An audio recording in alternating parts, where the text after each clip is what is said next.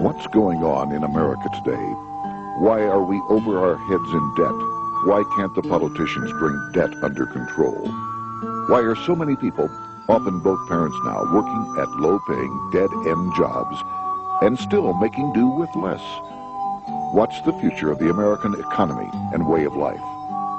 Why does the government tell us inflation is low when the buying power of our paychecks is declining at an alarming rate? Only a generation ago, bread was a quarter, and you could get a new car for $19.95. The problem is that since 1864, we've had a debt-based banking system. All our money is based on government debt. We cannot extinguish government debt without extinguishing our money supply. That's why talk of paying off the national debt without reforming our banking system is an impossibility. That's why the solution does not lie in discussing the size of the national debt, rather it lies in reforming our banking system. This is the Federal Reserve headquarters in Washington. It sits on this very impressive address, right on Constitution Avenue, right across from the Lincoln Memorial. But is it federal? Is it really part of the United States government? Well, what we're about to show you is that there's nothing federal about the Federal Reserve, and there are no reserves. The name is a deception created back before the Federal Reserve Act was passed in 1913 to make Americans think that America's central bank operates in the public interest. The truth is that the Federal Reserve is a private bank owned by private stockholders and run purely for their private profit. That's exactly correct. The Fed is a privately owned for-profit corporation which, again, has no reserves, at least no reserves available to back up the Federal Reserve notes, which is our common currency. Oh, absolutely. The Federal Reserve is neither federal and has doubtful reserves. It's a private bank that is owned by member banks. And it was chartered under the guise of deceit by an act of Congress in 1913. If there's still any doubt whether the Federal Reserve is a part of the U.S. government, check your local telephone book. In most cities, it is not listed in the blue government pages. It is listed in the business white pages right next to Federal Express, another private company. But more directly, U.S. courts have ruled time and time again that the Fed is a private corporation. Why can't Congress do something about the Fed? Most members of Congress just don't understand the system, and the few who do are afraid to speak up. For example, initially a veteran congressman from Chicago asked us if he could be interviewed for this video. However, both times our camera crew arrived at his office to do the interview, this was all we were able to film. The congressman never appeared and eventually decided he no longer wanted to participate. But a few others in Congress have been bolder over the years. Here are three quick examples. In 1923, Representative Charles A. Lindbergh, a Republican from Minnesota and father of the famed aviator Lucky Lindy, put it this way: the financial system has been turned over to the Federal Reserve Board. That board administers the finance system by authority of a purely profiteering group. The system is private, conducted for the sole purpose of obtaining the greatest possible profits from the use of other people's money. One of the most outspoken critics in Congress of the Fed was the former chairman of the House Banking and Currency Committee during the Great Depression years. Lewis T. McFadden, Republican of Pennsylvania, said in 1932, "We have in this country one of the most corrupt institutions the world has ever known. I refer to the Federal Reserve Board.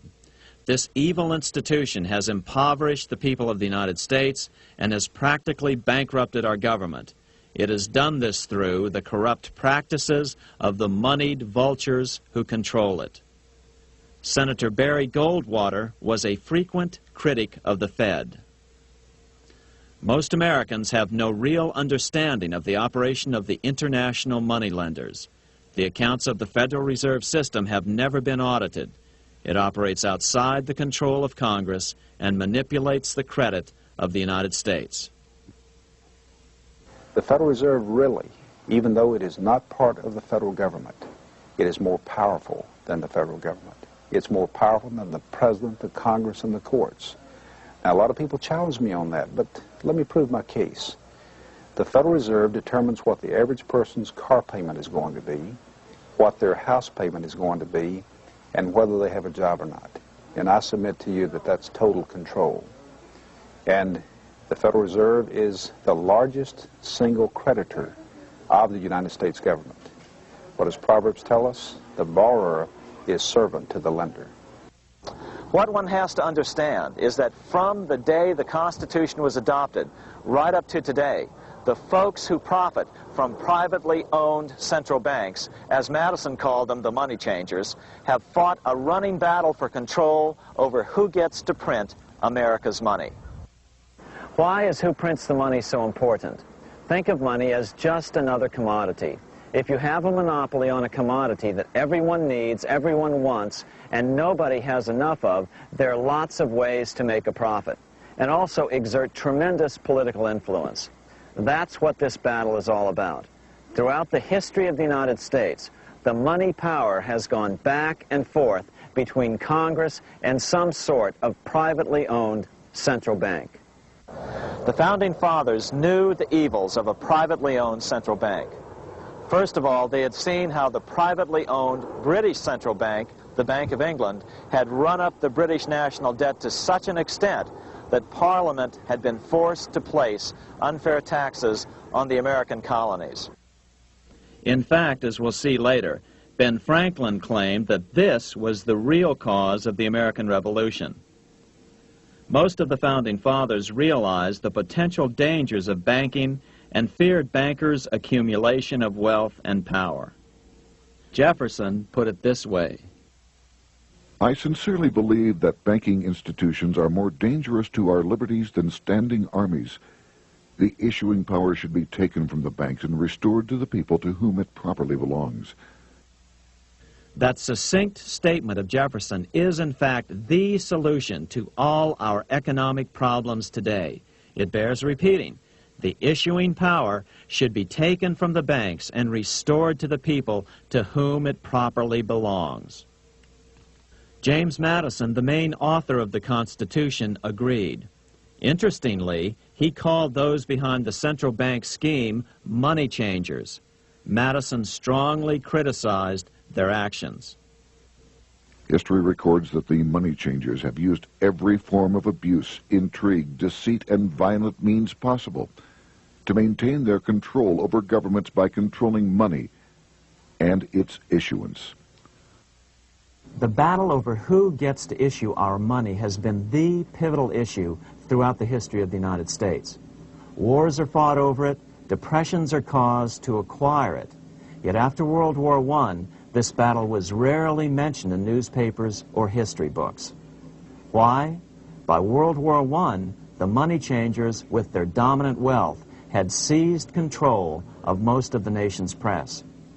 Throughout U.S. history, this battle over who gets the power to issue our money has raged. In fact, it's changed hands back and forth 8 times since 1764. Yet this fact has virtually vanished from public view for over 3 generations behind a smokescreen emitted by Fed cheerleaders in the media. Until we stop talking about deficits and government spending and start talking about who controls how much money we have, it's all just a big shell game, a complete and utter deception. It won't matter if you pass an ironclad amendment to the Constitution mandating a balanced budget. Our situation is only going to get worse until we root out the cause at its source. What's the solution for our national problem? First of all, education. That's what this video presentation is all about. But secondly, we must act. We must take back the power to issue our own money. Issuing our own money is not a radical solution. I want to stress that. It's the same solution used at different points in U.S. history by men like Benjamin Franklin, Thomas Jefferson, Andrew Jackson, Martin Van Buren, and Abraham Lincoln. So, to sum it up, in 1913, Congress gave an independent central bank, deceptively named the Federal Reserve, a monopoly over issuing America's money. And the debt generated by this quasi-private corporation is what is killing the American economy. Though the Federal Reserve is now the most powerful central bank in the world, it was not the first. So where did this idea come from? To really understand the magnitude of the problem, we have to travel back to Europe.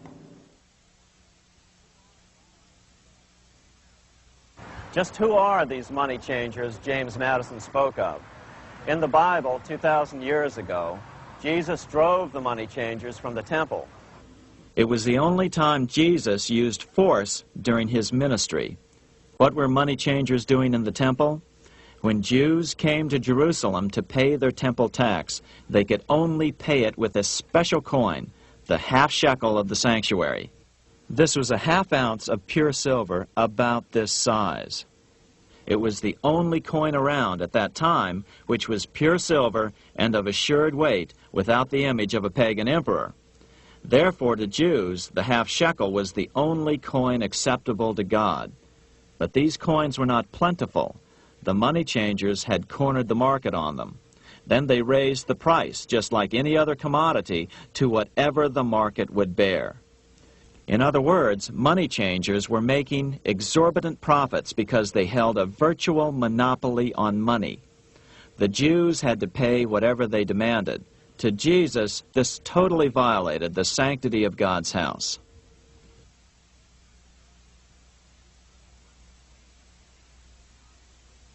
But the money-changing scam did not originate in Jesus' day. 200 years before Christ, Rome was having trouble with money changers. 2 early Roman emperors had tried to diminish the power of the money changers by reforming usury laws and limiting land ownership to 500 acres. They were both assassinated. In 48 BC, Julius Caesar took back the power to coin money from the money changers and minted coins for the benefit of all. With this new, plentiful supply of money, he built great public works projects. By making money plentiful, Caesar won the love of the common man. But the money changers hated him. Some believe this was an important factor in Caesar's assassination. One thing is for sure, with the death of Caesar came the demise of plentiful money in Rome. Taxes increased, as did corruption. Just as in the case of America today, usury and debased coin became the rule. Eventually, the Roman money supply was reduced by 90%. As a result, the common people lost their lands and their homes, just as is about to happen soon in America. With the demise of plentiful money, the masses lost confidence in the Roman government and refused to support it. Rome plunged into the gloom of the Dark Ages.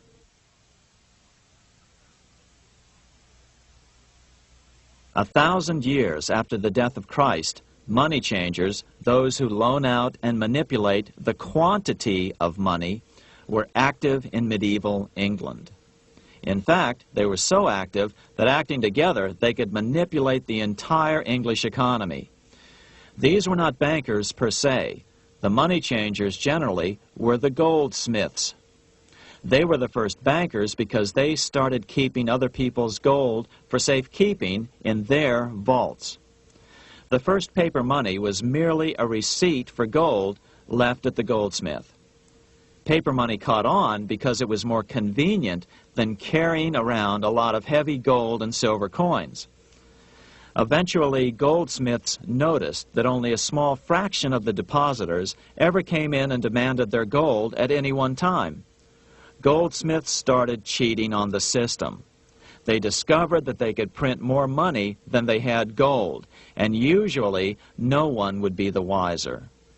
Then they could loan out this extra money and collect interest on it. This was the birth of fractional reserve banking. That is, loaning out many times more money than you have assets on deposit. So, if $1,000 in gold were deposited with them, they could loan out about $10,000 in paper money and draw interest payments on it, and no one would ever discover the deception.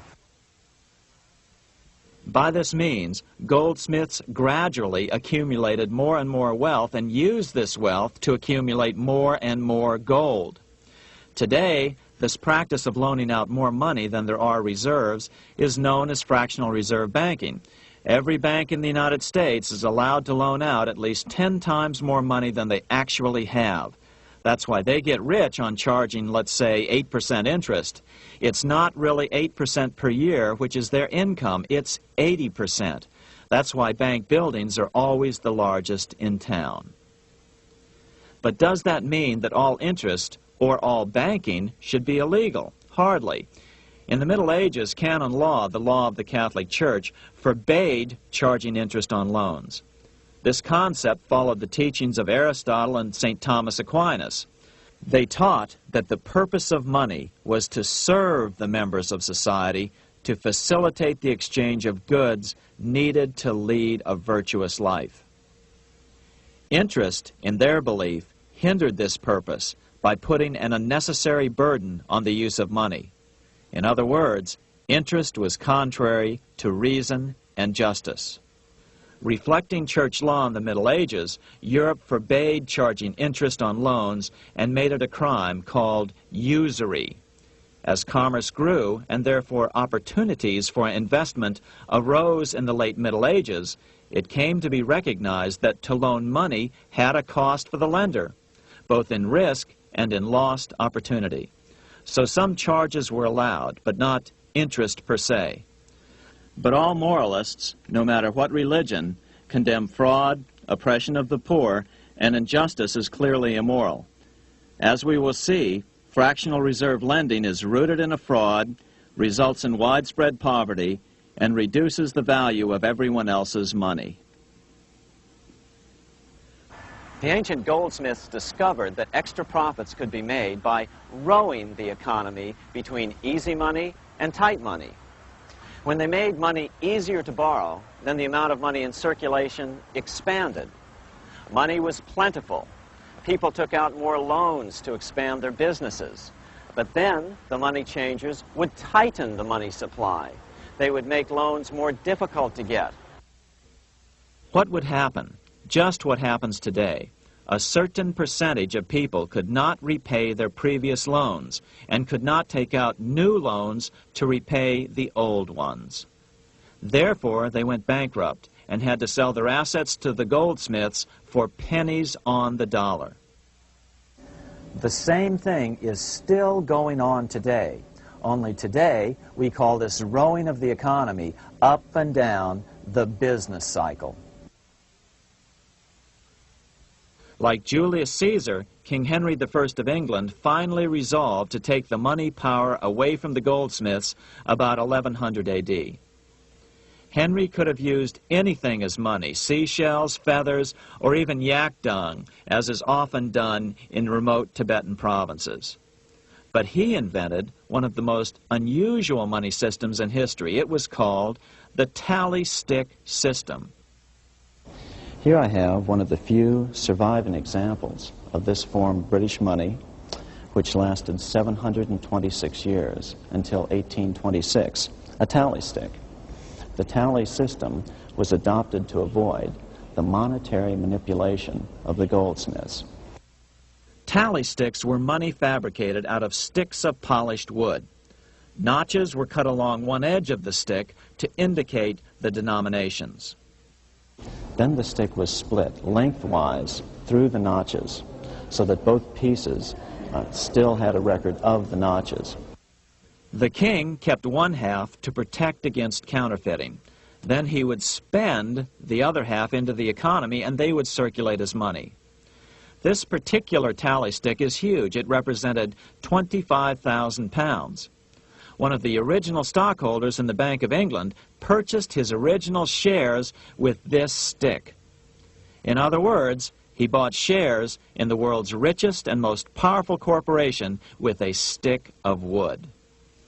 It's ironic that after its formation in 1694, the Bank of England attacked the tally stick system because it was money outside the power of the money changers, just as King Henry had wanted it to be. Why do people accept sticks of wood for money? That's a great question. Throughout history, people traded anything they thought had value and used as money. You see, the secret is that money is only what people agree on to use as money. What's our paper money today? It's really just paper. But here's the trick. King Henry ordered that tally sticks had to be used to pay the king's taxes. This built-in demand for tally sticks immediately made them circulate and be accepted as money. And they worked well. In fact, no other form of money has worked so well for so long as tally sticks. Keep in mind, the British Empire was built under the tally stick system. The tally stick system succeeded despite the fact that the money changers constantly attacked it by offering the metal coin system as competition. In other words, metal coins never went completely out of circulation, but tally sticks hung on because they were good for the payment of taxes. Finally, in the 1500s, King Henry VIII relaxed the laws concerning usury, and the money changers wasted no time reasserting themselves. They quickly made their gold and silver money plentiful for a few decades. But when Queen Mary took the throne and tightened the usury laws again, the money changers renewed the hoarding of gold and silver coins, forcing the economy to plummet. When Queen Mary's sister, Queen Elizabeth I, took the throne, she was determined to regain control over English money. Her solution was to issue gold and silver coins from the public treasury and take the control over the money supply away from the money changers. Although control over money was not the only cause of the English Revolution in 1642, religious differences fueled the conflict. Monetary policy played a major role. Financed by the money changers, Oliver Cromwell finally overthrew King Charles, purged the Parliament, and put the king to death. The money changers were immediately allowed to consolidate their financial power. The result was that for the next 50 years, the money changers plunged Great Britain into a series of costly wars. They took over a square mile of property in the center of London, known as the City of London. This area today is still known as one of the 3 predominant financial centers of the world.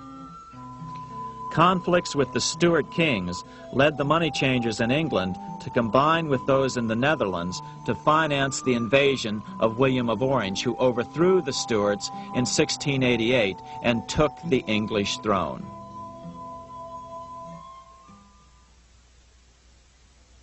By the end of the 1600s, England was in financial ruin. 50 years of more or less continuous wars with France and Holland had exhausted her. Frantic government officials met with the money changers to beg for the loans necessary to pursue their political purposes. The price was high: a government-sanctioned, privately owned bank which could issue money created out of nothing. It was to be the modern world's first privately owned central bank, the Bank of England. Although it was deceptively called the Bank of England to make the general population think it was part of the government, it was not. Like any other private corporation, the Bank of England sold shares to get started. The investors, whose names were never revealed, were supposed to put up £1.25 million British pounds in gold coin to buy their shares in the bank, but only £750,000 was ever received. Despite that, the bank was duly chartered in 1694 and started out in the business of loaning out several times the money it supposedly had in reserves, all at interest. In exchange, the new bank would loan British politicians as much of the new currency as they wanted, as long as they secured the debt by direct taxation of the British people. So, legalization of the Bank of England amounted to nothing less than legal counterfeiting of a national currency for private gain. Unfortunately, nearly every nation now has a privately controlled central bank using the Bank of England as the basic model. Such is the power of these central banks that they soon take total control over a nation's economy. It soon amounts to nothing but a plutocracy rule by the rich. It would be like putting control of the army in the hands of the mafia. The danger of tyranny would be extreme. Yes, we need central banks. No, we do not need them in private hands. The central bank scam is really a hidden tax. The nation sells bonds to the central bank to pay for things it does not have the political will to raise taxes to pay for. But the bonds are purchased with money the central bank creates out of nothing. More money in circulation makes your money worth less. The government gets as much money as it needs, and the people pay for it in inflation. The beauty of the plan is that not one person in 1,000 can figure it out because it's usually hidden behind complex-sounding economics gibberish. With the formation of the Bank of England, the nation was soon awash in money. Prices throughout the country doubled. Massive loans were granted for just about any wild scheme.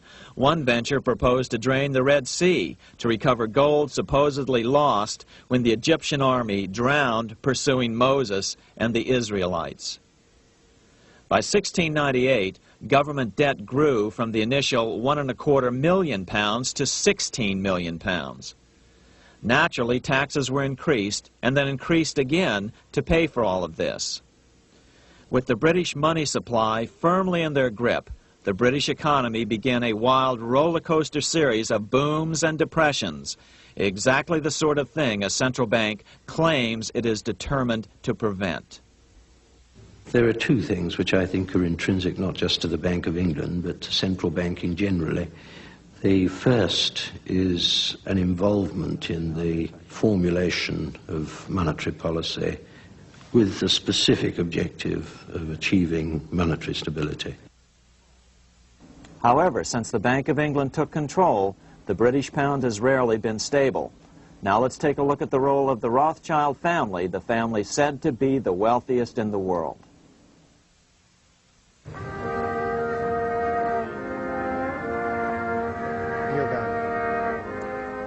This is Frankfurt, Germany.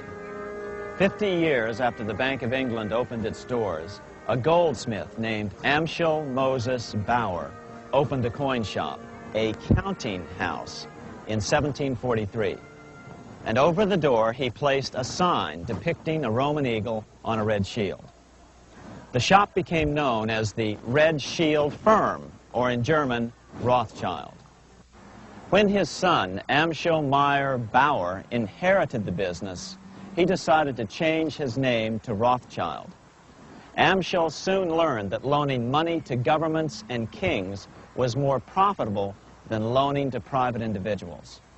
Not only were the loans bigger, but they were secured by the nation's taxes. Mayer Rothschild had 5 sons. He trained them all in the skills of money creation, then sent them out to the major capitals of Europe to open branch offices of the family banking business. His first son, Amschel Meyer, stayed in Frankfurt to mind the hometown bank. His second son, Solomon, was sent to Vienna. His third son, Nathan, was clearly the most clever. He was sent to London at age 21 in 1798, 100 years after the founding of the Bank of England. His fourth son, Karl, went to Naples, and his fifth son, Jacob, went to Paris. In 1785, Mayer Amschel moved his entire family to this larger house, a 5-story dwelling he shared with the Schiff family. This house was known as the Green Shield. The Rothschilds and the Schiffs would play a central role in the rest of European financial history and in that of the United States. The Rothschilds broke into dealings with European royalty here at Wilhelmshof, the palace of the wealthiest man in Germany. In fact, the wealthiest monarch in all Europe, Prince William of Hesse-Kassel. At first, the Rothschilds were only helping William speculate in precious coins. But when Napoleon chased Prince William into exile, he sent £550,000, a gigantic sum at that time, to Nathan Rothschild in London with instructions for him to buy consols, British government bonds, also called government stock. But Rothschild used the money for his own purposes. With Napoleon on the loose, the opportunities of wartime investments were nearly limitless. William returned here sometime prior to the Battle of Waterloo in 1815.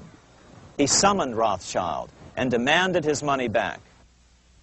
The Rothschilds returned William's money with the interest the British consuls would have paid him had the investment actually been made. But the Rothschilds kept all the past profits they had made using William's money. Nathan Rothschild later bragged that in the 17 years he'd been in England, he'd increased his original £20,000 stake given to him by his father by 2,500 times. By cooperating within the family, the Rothschilds soon grew unbelievably wealthy. By the mid-1800s, they dominated all European banking and were certainly the wealthiest family in the world. They financed Cecil Rhodes, making it possible for him to establish a monopoly over the diamond and gold fields of South Africa. In America, they financed the Harrimans and railroads, the Vanderbilts and railroads and the press, and Carnegie in the steel industry, among many others. In fact, during World War I, J.P. Morgan was thought to be the richest man in America. But after his death, it was discovered that he was actually only a lieutenant of the Rothschilds. Once Morgan's will was made public, it was discovered that he owned only 19% of J.P. Morgan companies. By 1850, James Rothschild, the heir of the French branch of the family, was said to be worth 600 million French francs, 150 million more than all the other bankers in France put together. He built this mansion called Ferrier, just east of Paris. Wilhelm I, on seeing it, exclaimed, "Kings couldn't afford this. It could only belong to a Rothschild." Another 19th century French commentator put it this way: "There is but one power in Europe, and that is Rothschild." There is no evidence that their predominant standing in European or world finance has changed.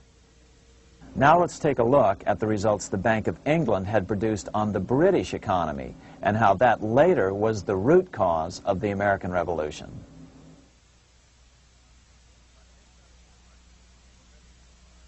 By the mid-1700s, the British Empire was nearing its height of power around the world.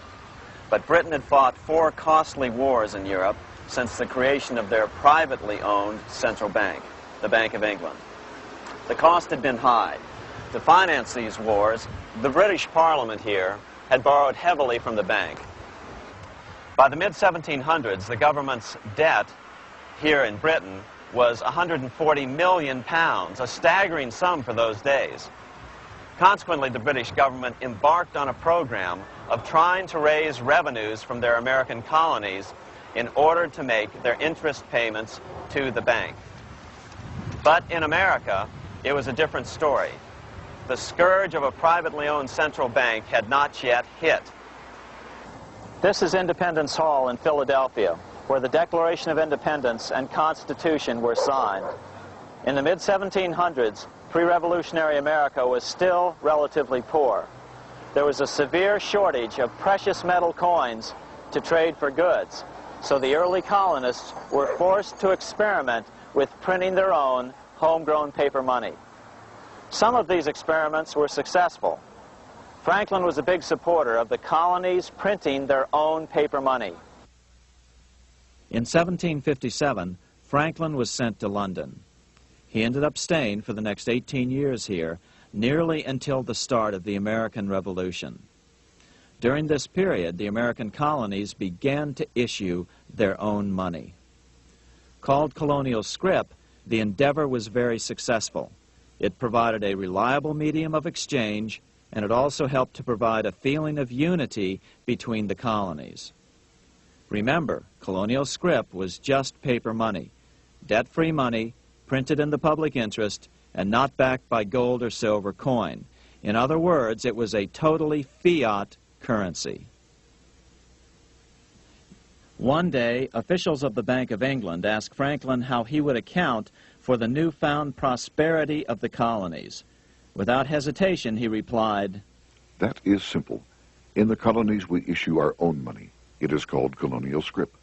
We issue it in proper proportion to the demands of trade and industry to make the products pass easily from the producers to the consumers. In this manner, creating for ourselves our own paper money, we control its purchasing power, and we have no interest to pay to no one." This was just common sense to Franklin, but you can imagine the impact it had on the Bank of England. America had learned the secret of money, and that genie had to be returned to its bottle as soon as possible.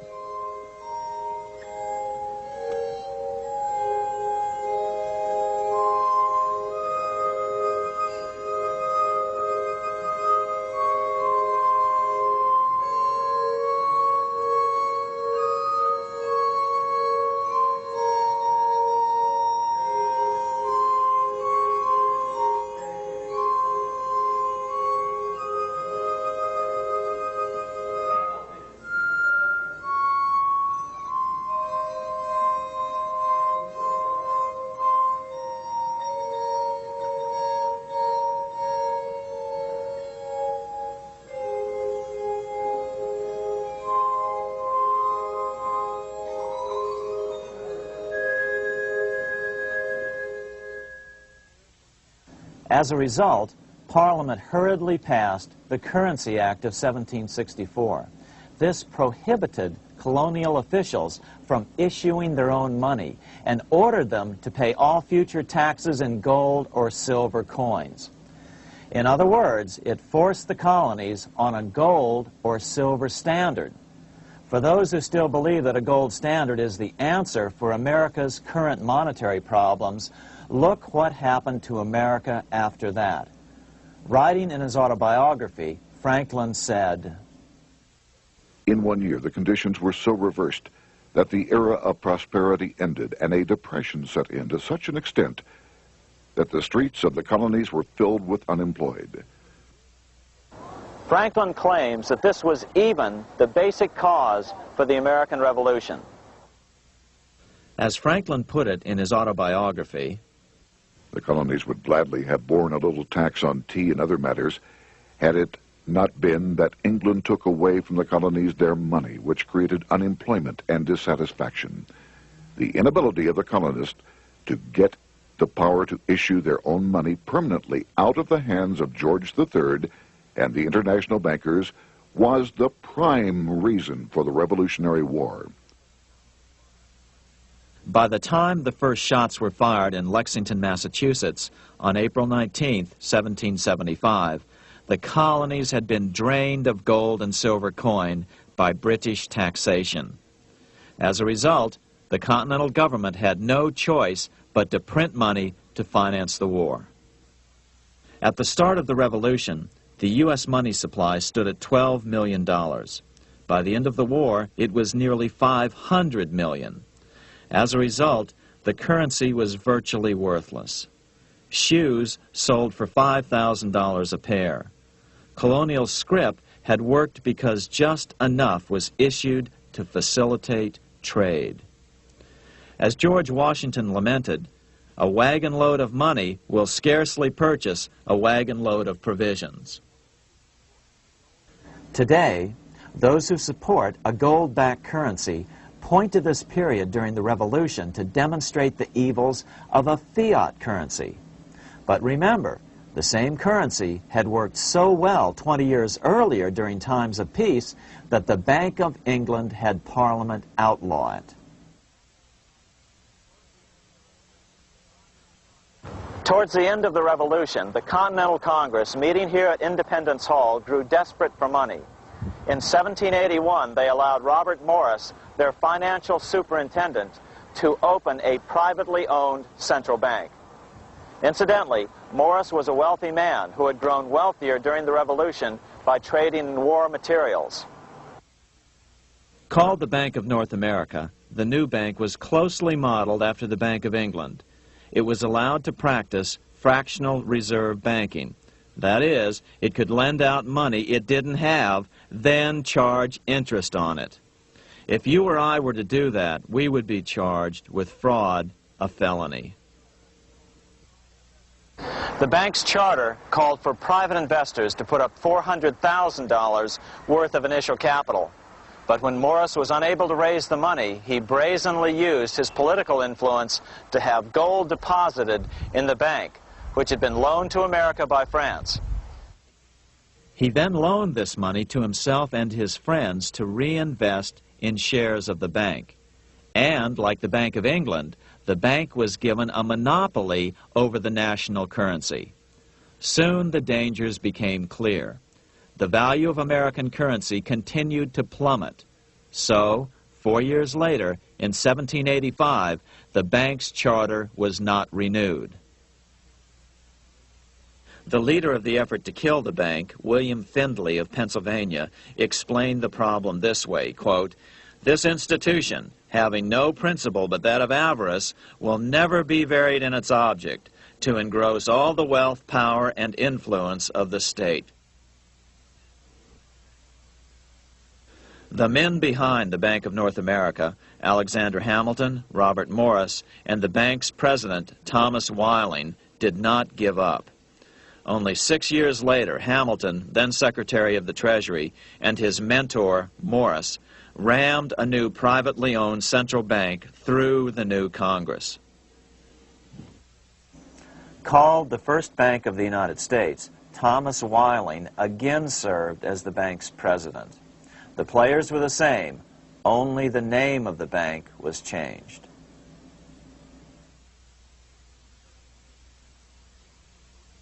In 1787, colonial leaders assembled in Philadelphia to replace the ailing Articles of Confederation. As we saw earlier, both Thomas Jefferson and James Madison were unalterably opposed to a privately owned central bank. They had seen the problems caused by the Bank of England.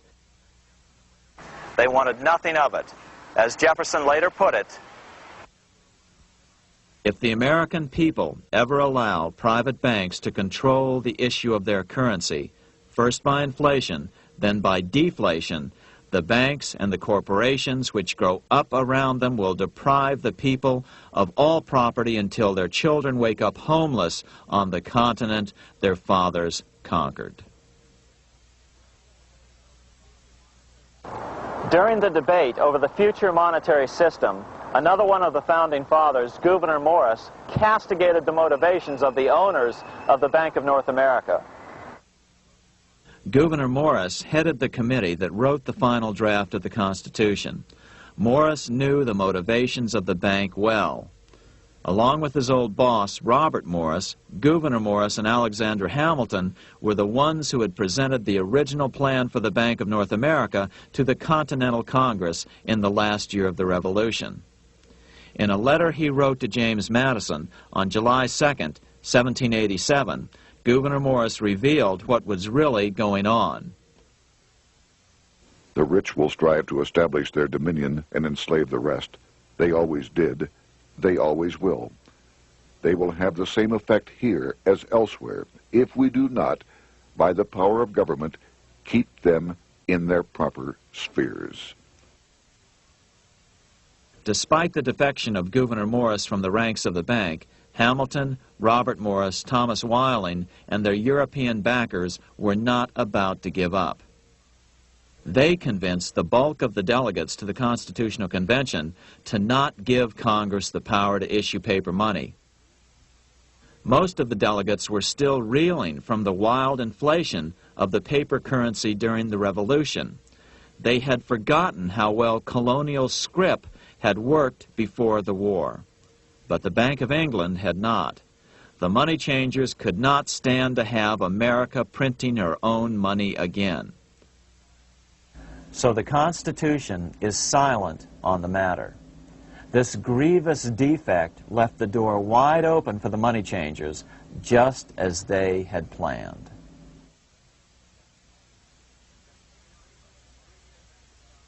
In 1790, less than 3 years after the Constitution had been signed, the money changers struck again. The newly appointed first Secretary of the Treasury, Alexander Hamilton, proposed a bill to the Congress calling for a new, privately owned central bank. Coincidentally, that was the very year that Amschel Rothschild made his pronouncement from his flagship bank in Frankfurt. Let me issue and control a nation's money, and I care not who writes the laws. Alexander Hamilton was a tool of the international bankers, and he wanted to create the U.S. Bank, the BUS, or the Bank of the United States, and did so. Interestingly, one of Hamilton's first jobs after graduating from law school in 1782 was as an aide to Robert Morris, the head of the Bank of North America. In fact, the year before, Hamilton had written Morris a letter saying, "A national debt, if it is not excessive, will be to us a national blessing." A blessing to whom? After a year of intense debate, in 1791, Congress passed the bill and gave it a 20-year charter. The new bank was to be called the First Bank of the United States, or BUS. Here we are in front of the First Bank of the United States in Philadelphia. The bank was given a monopoly on printing U.S. currency, even though 80% of its stock would be held by private investors. The other 20% would be purchased by the U.S. government. But the reason was not to give the government a piece of the action. It was to provide the capital for the other 80% owners. As with the old Bank of North America and the Bank of England before that, the stockholders never paid the full amount for their shares. The U.S. government put up their initial $2 million in cash. Then the bank, through the old magic of fractional reserve lending, made loans to its charter investors so they could come up with the remaining $8 million of capital needed for this risk-free investment. Like the Bank of England, the name of the Bank of the United States was deliberately chosen to hide the fact that it was privately controlled. And like the Bank of England, the names of the investors in the bank were never revealed. Many years later, it was a common saying that the Rothschilds were the power behind the old Bank of the United States. The bank was sold to Congress as a way to bring stability to the banking system and eliminate inflation. So what happened? Over the first 5 years, the U.S. government borrowed $8.2 million from the Bank of the United States. In the same 5-year period, prices rose by 72%. Jefferson, as the new Secretary of State, watched the borrowing with sadness and frustration, unable to stop it. I wish it were possible to obtain a single amendment to our Constitution, taking from the federal government the power of borrowing. Millions of Americans feel the same way today. They watch in helpless frustration as the federal government borrows the American economy into oblivion. So, although it was called the First Bank of the United States, it was not the first attempt at a privately owned central bank in this country. As with the Bank of North America, the government put up most of the cash to get this private bank going, then the bankers loaned the money to each other to buy the remaining stock in the bank. It was a scam, plain and simple, and they wouldn't be able to get away with it for long. But first, we have to travel back to Europe to see how a single man was able to manipulate the entire British economy by obtaining the first news of Napoleon's final defeat.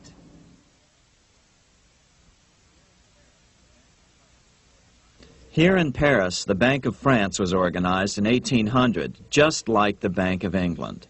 But Napoleon decided France had to break free of debt, and he never trusted the Bank of France. He declared that when a government is dependent upon bankers for money, the bankers, not the leaders of the government, are in control. The hand that gives is above the hand that takes. Money has no motherland. Financiers are without patriotism and without decency. Their sole object is gain. Back in America, unexpected help was about to arrive.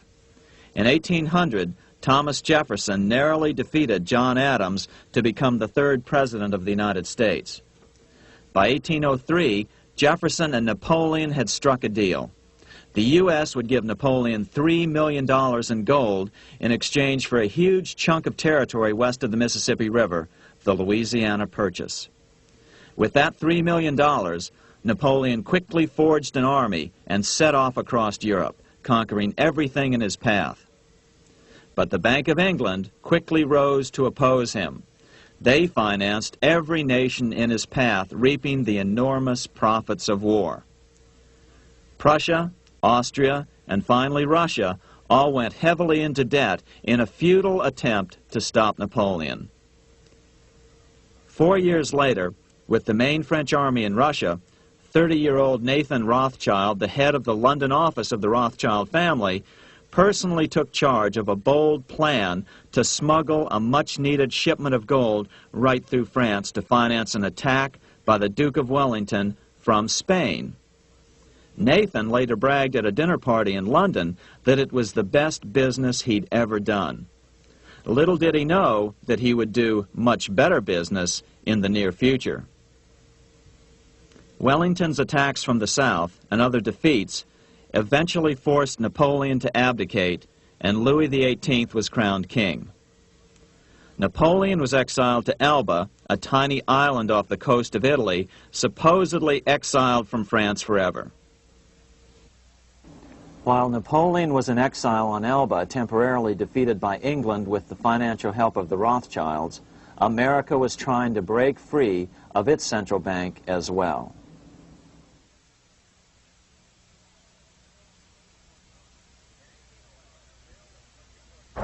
In 1811, a bill was put before Congress to renew the charter of the Bank of the United States.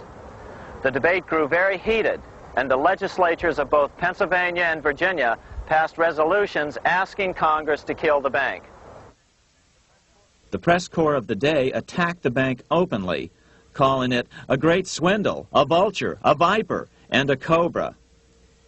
Oh, to have an independent press once again in America.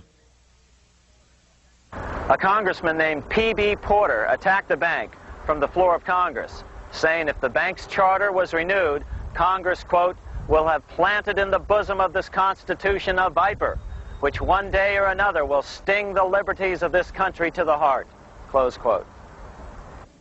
Prospects didn't look that good for the bank. Some writers have even claimed that Nathan Rothschild warned that the United States would find itself involved in a most disastrous war if the bank's charter were not renewed. But it wasn't enough. When the smoke had cleared, the renewal bill was defeated by a single vote in the House and was deadlocked in the Senate. By now, America's fourth president, James Madison, was in the White House. Remember, Madison was a staunch opponent of the bank. His vice president, George Clinton, broke a tie in the Senate and sent the bank into oblivion. Within 5 months, England attacked the U.S., and the War of 1812 was on. But the British were still busy fighting Napoleon, and so the War of 1812 ended in a draw in 1814. Though the money changers were temporarily down, they were far from out. It would take them only another 2 years to bring back their bank bigger and stronger than ever.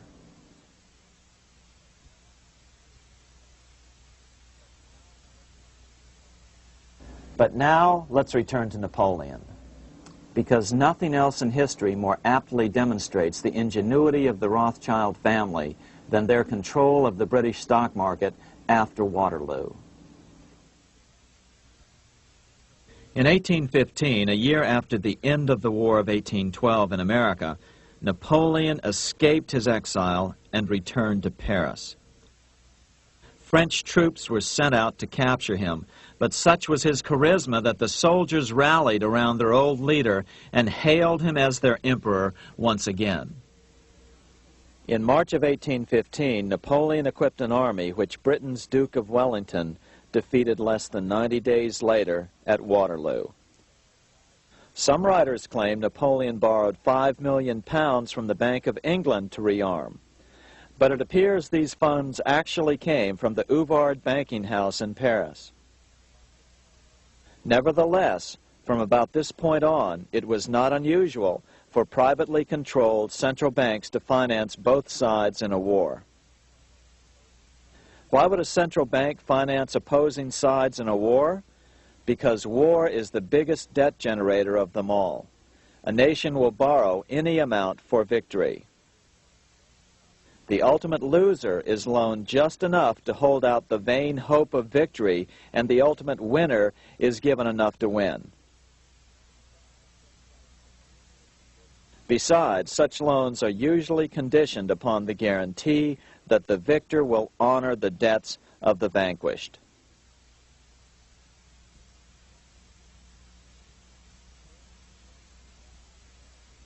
This is the Waterloo battlefield about 200 miles northeast of Paris in what today is Belgium. Here Napoleon suffered his final defeat, but not before thousands of French and Englishmen gave their lives on a steamy summer day in July of 1815. Right over there, on June 18, 1815, 74,000 French troops met 67,000 troops from Britain and other European nations. The outcome was certainly in doubt. In fact, had Napoleon attacked a few hours earlier, he would probably have won the battle. But no matter who won or lost, back in London, Nathan Rothschild planned to use the opportunity to try to seize control over the British stock and bond market and possibly even the Bank of England. Rothschild stationed a trusted agent, a man named Rothworth, on the north side of the battlefield, closer to the English Channel. Once the battle had been decided, Rothworth took off for the Channel. He delivered the news to Nathan Rothschild a full 24 hours before Wellington's own courier. Rothschild hurried to the stock market and took up his usual position in front of an ancient pillar. All eyes were on him. The Rothschilds had a legendary communications network. If Wellington had been defeated and Napoleon was loose on the continent again, Britain's financial situation would become grave indeed. Rothschild looked saddened. He stood there motionless, eyes downcast. Then suddenly he began selling. Other nervous investors saw that Rothschild was selling. It could only mean one thing. Napoleon must have won, Wellington must have lost. The market plummeted. Soon everyone was selling their consols, their British government bonds, and prices dropped sharply.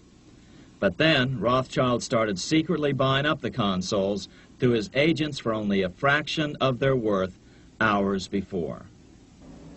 Myths, legends, you say? 100 years later, the New York Times ran a story which said that Nathan's grandson had attempted to secure a court order to suppress a book with this stock market story in it.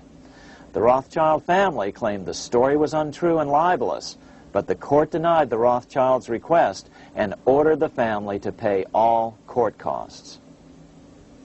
What's even more interesting about this story is that some authors claim that the day after the Battle of Waterloo, in a matter of hours, Nathan Rothschild came to dominate not only the bond market, but the Bank of England as well. Whether or not the Rothschild family seized control of the Bank of England, the first privately owned central bank in a major European nation and the wealthiest, one thing is certain. By the mid-1800s, the Rothschilds were the richest family in the world, bar none.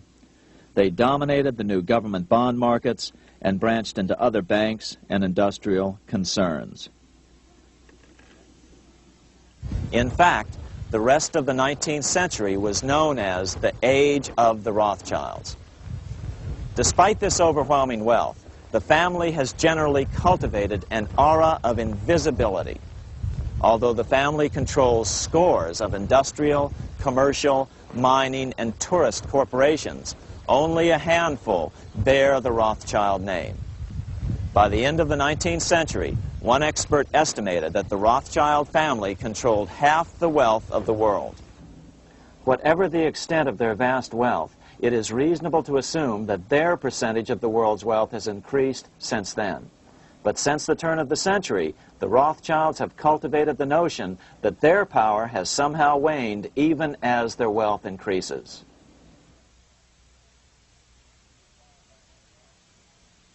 Meanwhile, back in Washington in 1816, just 1 year after Waterloo and Rothschild's alleged takeover of the Bank of England, the American Congress passed a bill permitting yet another privately owned central bank. This bank was called the Second Bank of the United States. The new bank's charter was a copy of the previous banks. The U.S. government would own 20% of the shares of the bank.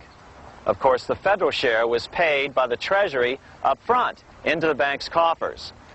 Then, through the magic of fractional reserve lending, it was transformed into loans to private investors who then bought the remaining 80% of the shares.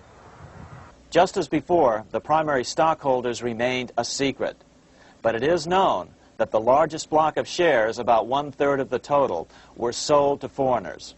As one observer put it, it is certainly no exaggeration to say that the Second Bank of the United States was rooted as deeply in Britain as it was in America. So, by 1816, some authors claim the Rothschilds had taken control over the Bank of England and backed a new privately owned central bank in America as well.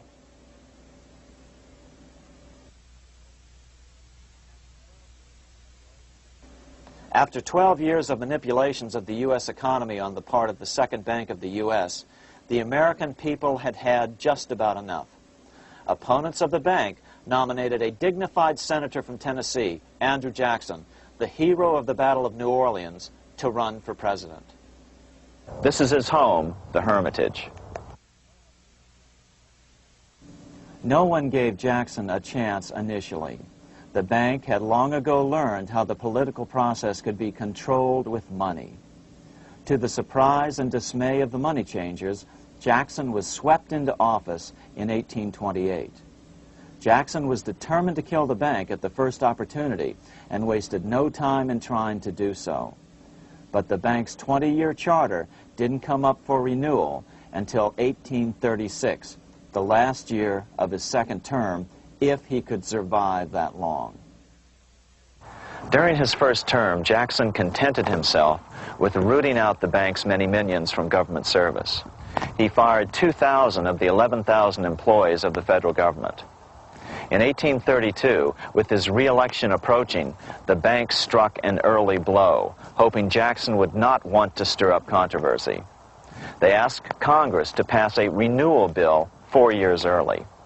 Naturally, Congress complied, then sent it to the president for signing. But Jackson weighed in with both feet. Old Hickory, never a coward, vetoed the bill. His veto message is one of the great American documents. It clearly lays out the responsibility of the American government towards its citizens, rich and poor. It is not our own citizens only who are to receive the bounty of our government. More than 8 millions of the stock of this bank are held by foreigners. Is there no danger to our liberty and independence in a bank that in its nature has so little to bind it to our country? Controlling our currency, receiving our public monies, and holding thousands of our citizens' independence would be more formidable and dangerous than a military power of the enemy. If government would confine itself to equal protection and, as heaven does its rains, shower its favor alike on the high and the low, the rich and the poor, it would be an unqualified blessing. In the act before me, there seems to be a wide and unnecessary departure from these just principles. Later that year, in July 1832, Congress was unable to override Jackson's veto. Now Jackson had to stand for re-election. Jackson took his argument directly to the people. For the first time in U.S. history, Jackson took his presidential campaign on the road. Before then, presidential candidates stayed at home and looked presidential. His campaign slogan was "Jackson and no bank." The National Republican Party ran Senator Henry Clay against Jackson. Despite the fact that the bankers poured over $3 million into Clay's campaign, Jackson was reelected by a landslide in November of 1832. Despite his presidential victory, Jackson knew the battle was only beginning. "The hydra of corruption is only scotched, not dead," said the newly elected president. Jackson ordered his new Secretary of Treasury, Lewis McLean, to start removing the government's deposits from the second bank and start placing them in state banks. But McLean refused to do so. Jackson fired him and appointed William J. Duane as the new Secretary of the Treasury. Duane also refused to comply with the president's requests, and so Jackson fired him as well and then appointed Roger B. Taney to the office.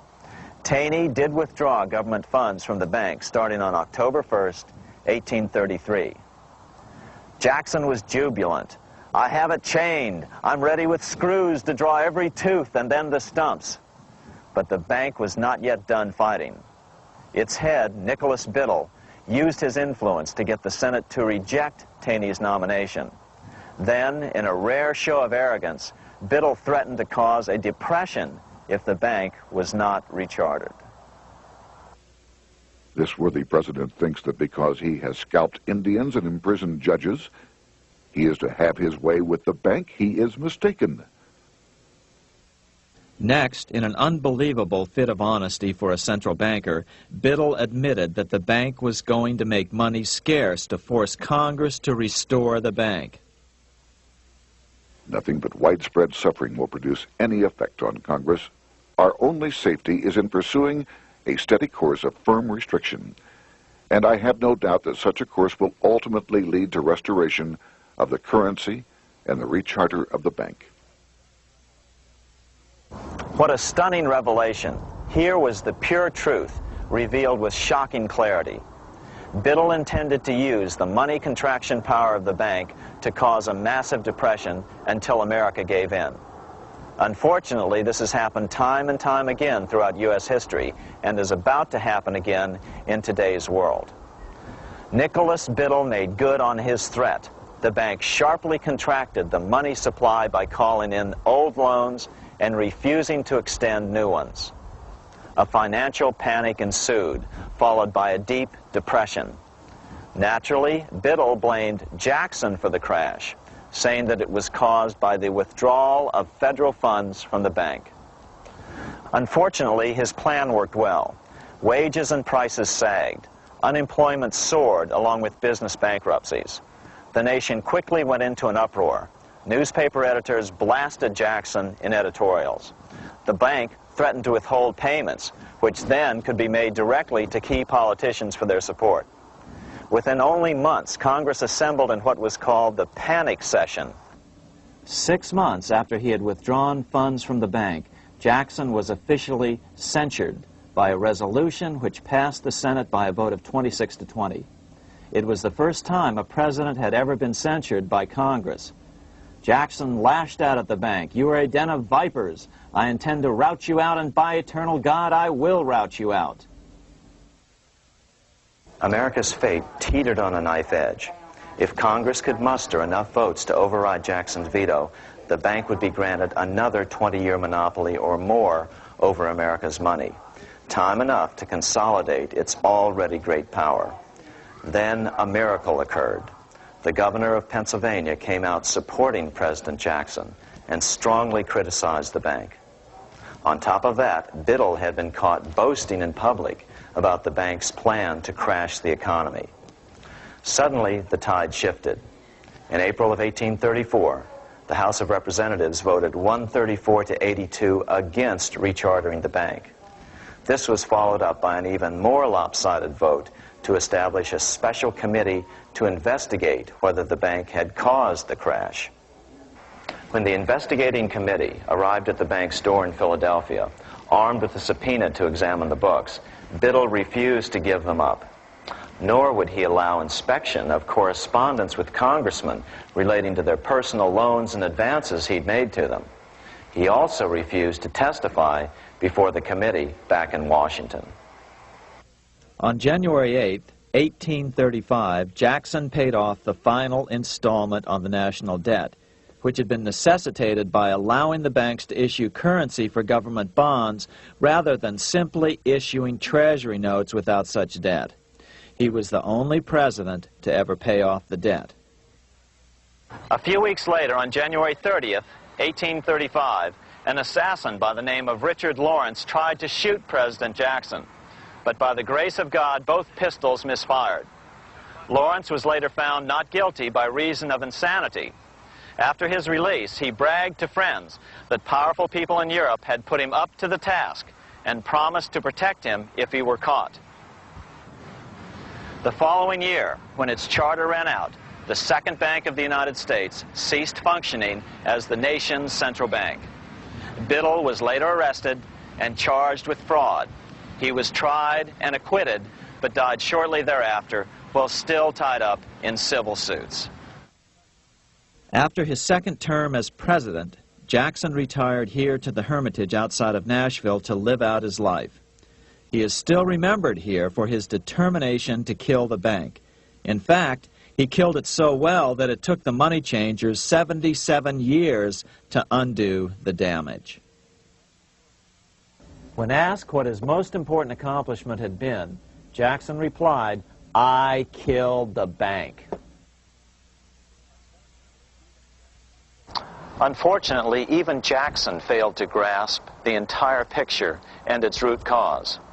Although Jackson had killed the central bank, the most insidious weapon of the money changers, fractional reserve banking, remained in use by the numerous state-chartered banks. This fueled economic instability in the years before the Civil War. Still, the central bankers were out, and as a result, America thrived as it expanded westward. During this time, the principal money changers struggled to regain their lost centralized power, but to no avail.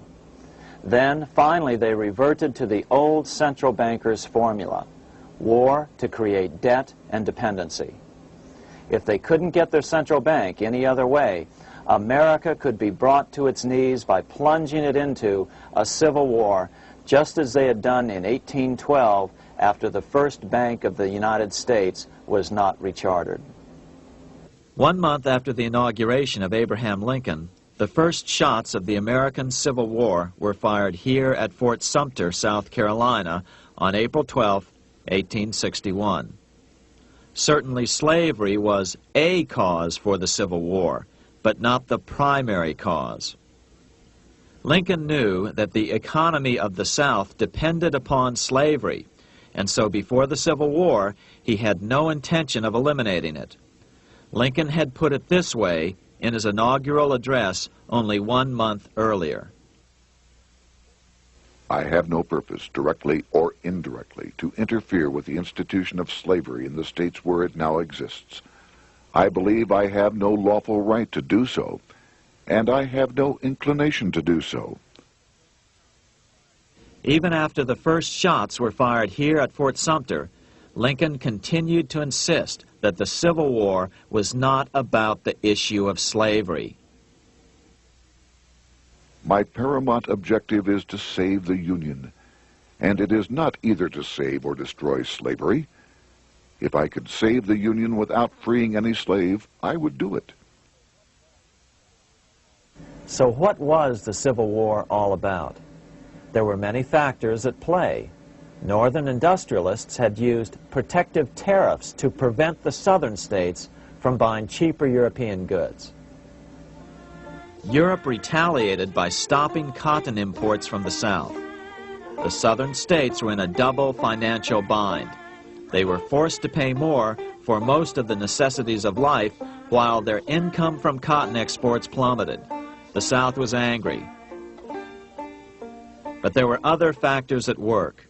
The money changers were still stung by America's withdrawal from their control 25 years earlier. Since then, America's wildcat economy had made the nation rich, a bad example for the rest of the world. The central bankers now saw an opportunity to split the rich new nation, to divide and conquer by war. Was this just some sort of wild conspiracy theory at the time? Well, let's take a look at what a well-placed observer of the scene had to say at the time. His name was Otto von Bismarck, Chancellor of Germany, the man who united the German states a few years later. The division of the United States into federations of equal force was decided long before the Civil War by the high financial powers of Europe. These bankers were afraid that the United States, if they remained as one bloc and as one nation, would attain economic and financial independence which would upset their financial domination over the world.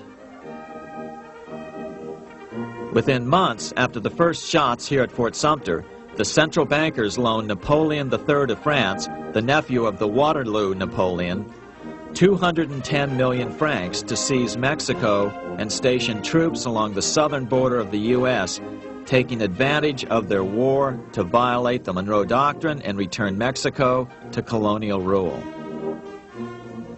No matter what the outcome of the Civil War, a weakened America, heavily indebted to the money changers, would open up Central and South America once again to European colonization and domination.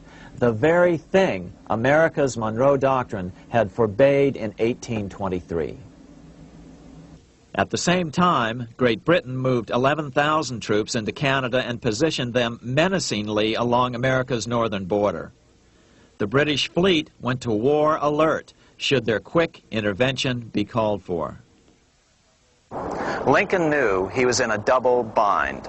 That's why he agonized over the fate of the Union. There was a lot more to it than just differences between the North and the South. That's why his emphasis was always on union and not merely the defeat of the South. But Lincoln needed money to win. In 1861, Lincoln and his Secretary of Treasury, Salmon P. Chase, went to New York to apply for the necessary loans. The money changers, anxious to see the Union fail, offered loans at 24 to 36% interest. Lincoln said thanks, but no thanks, and returned to Washington. Lincoln sent for an old friend, Colonel Dick Taylor of Chicago, and put him on the problem of financing the war. During one meeting, Lincoln asked Taylor what he'd discovered. Taylor put it this way. Why, Lincoln, that is easy. Just get Congress to pass a bill authorizing the printing of full legal tender Treasury notes, and pay your soldiers with them, and go ahead and win your war with them also. When Lincoln asked if the people of the United States would accept the notes, Taylor said, "The people, or anyone else, will not have any choice in the matter if you make them full legal tender. They will have the full sanction of the government and be just as good as any money, as Congress is given that express right by the Constitution." So that's exactly what Lincoln did. In 1862-63, he printed up $450 million worth of the new bills. In order to distinguish them from other banknotes in circulation, he printed them in green ink on the back side. That's why the notes were called greenbacks. With this new money, Lincoln paid the troops and bought their supplies. During the course of the war, nearly $450 million worth of greenbacks were printed at no interest to the federal government. Lincoln understood who was really pulling the strings and what was at stake for the American people.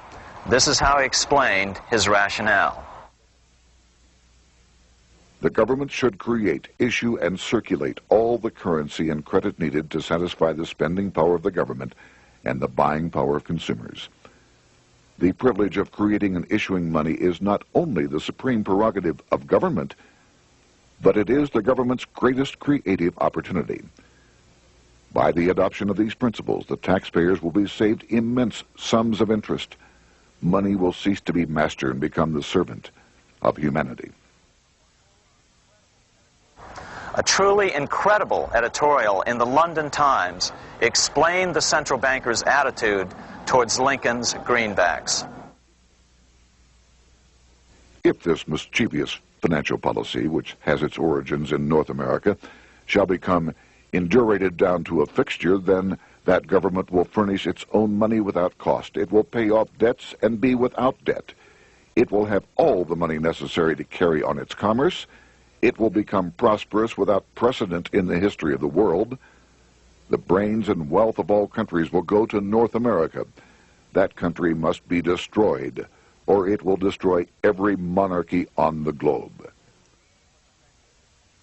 The scheme was effective, so effective that the next year, 1863, with Federal and Confederate troops beginning to mass for the decisive battle of the Civil War, and the Treasury in need of further congressional authority to issue more greenbacks, Lincoln allowed the bankers to push through the National Bank Act.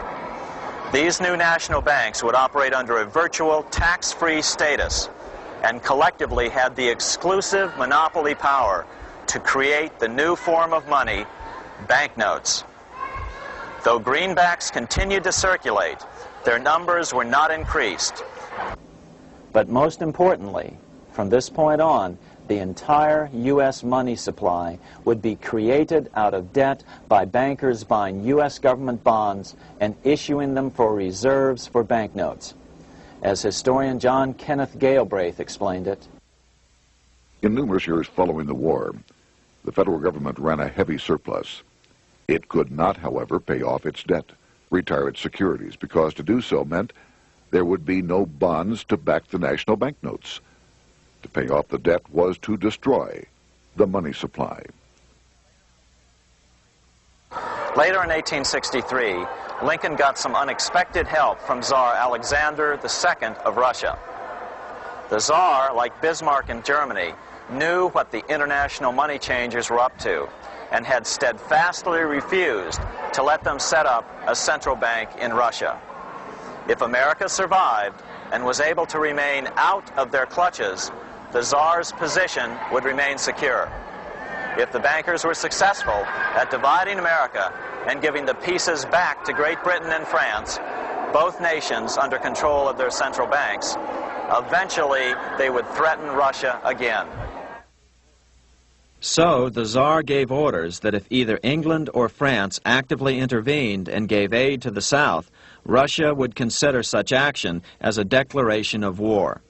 He did the same with part of his Pacific Fleet and sent them to port in San Francisco.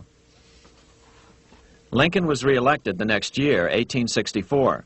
Had he lived, he would surely have killed the national bank's money monopoly extracted from him during the war. On November 21st, 1864, he wrote a friend the following. The money power preys upon the nation in times of peace and conspires against it in times of adversity.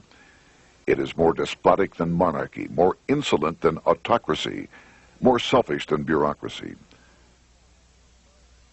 Shortly before Lincoln was murdered, his former Secretary of Treasury, Salmon P. Chase, bemoaned his role in helping secure the passage of the National Banking Act only 1 year earlier. My agency in promoting the passage of the National Banking Act was the greatest financial mistake in my life. It has built up a monopoly which affects every interest in the country. On April 14th, 1865, 41 days after his second inauguration and just 5 days after Lee surrendered to Grant at Appomattox, Lincoln was shot by John Wilkes Booth at Ford's Theater. Bismarck, Chancellor of Germany, lamented the death of Abraham Lincoln. The death of Lincoln was a disaster for Christendom. There was no man in the United States great enough to wear his boots. I fear that foreign bankers, with their craftiness and tortuous tricks, will entirely corrupt the exuberant riches of America and use it systematically to corrupt modern civilization. They will not hesitate to plunge the whole of Christendom into wars and chaos in order that the earth should become their inheritance. Bismarck well understood the money changers' plan. Allegations that international bankers were responsible for Lincoln's assassination surfaced in Canada 70 years later in 1934.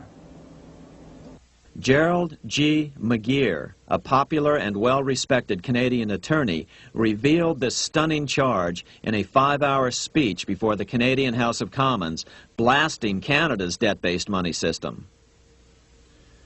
Remember, it was 1934, the height of the Great Depression, which was ravaging Canada as well. McGeer had obtained evidence deleted from the public record, provided to him by Secret Service agents at the trial of John Wilkes Booth after Booth's death. McGeer said it showed that Booth was a mercenary working for the international bankers. According to an article in the Vancouver Sun of May 2nd, 1934, Abraham Lincoln, the martyred emancipator of the slaves, was assassinated through the machinations of a group representative of the international bankers who feared the United States president's national credit ambitions. There was only one group in the world at that time who had any reason to desire the death of Lincoln. They were the men opposed to his national currency program and who had fought him throughout the whole Civil War on his policy of greenback currency. Interestingly, McGeer claimed that Lincoln was assassinated not only because international bankers wanted to reestablish a central bank in America, but because they also wanted to base America's currency on gold. Gold they controlled. In other words, put America on a gold standard. Lincoln had done just the opposite by issuing U.S. notes, greenbacks, which were based purely on the good faith and credit of the United States. The article quoted McGeer as saying, "They were the men interested in the establishment of the gold standard and the right of the bankers to manage the currency and credit of every nation in the world. With Lincoln out of the way, they were able to proceed with that plan and did proceed with it in the United States.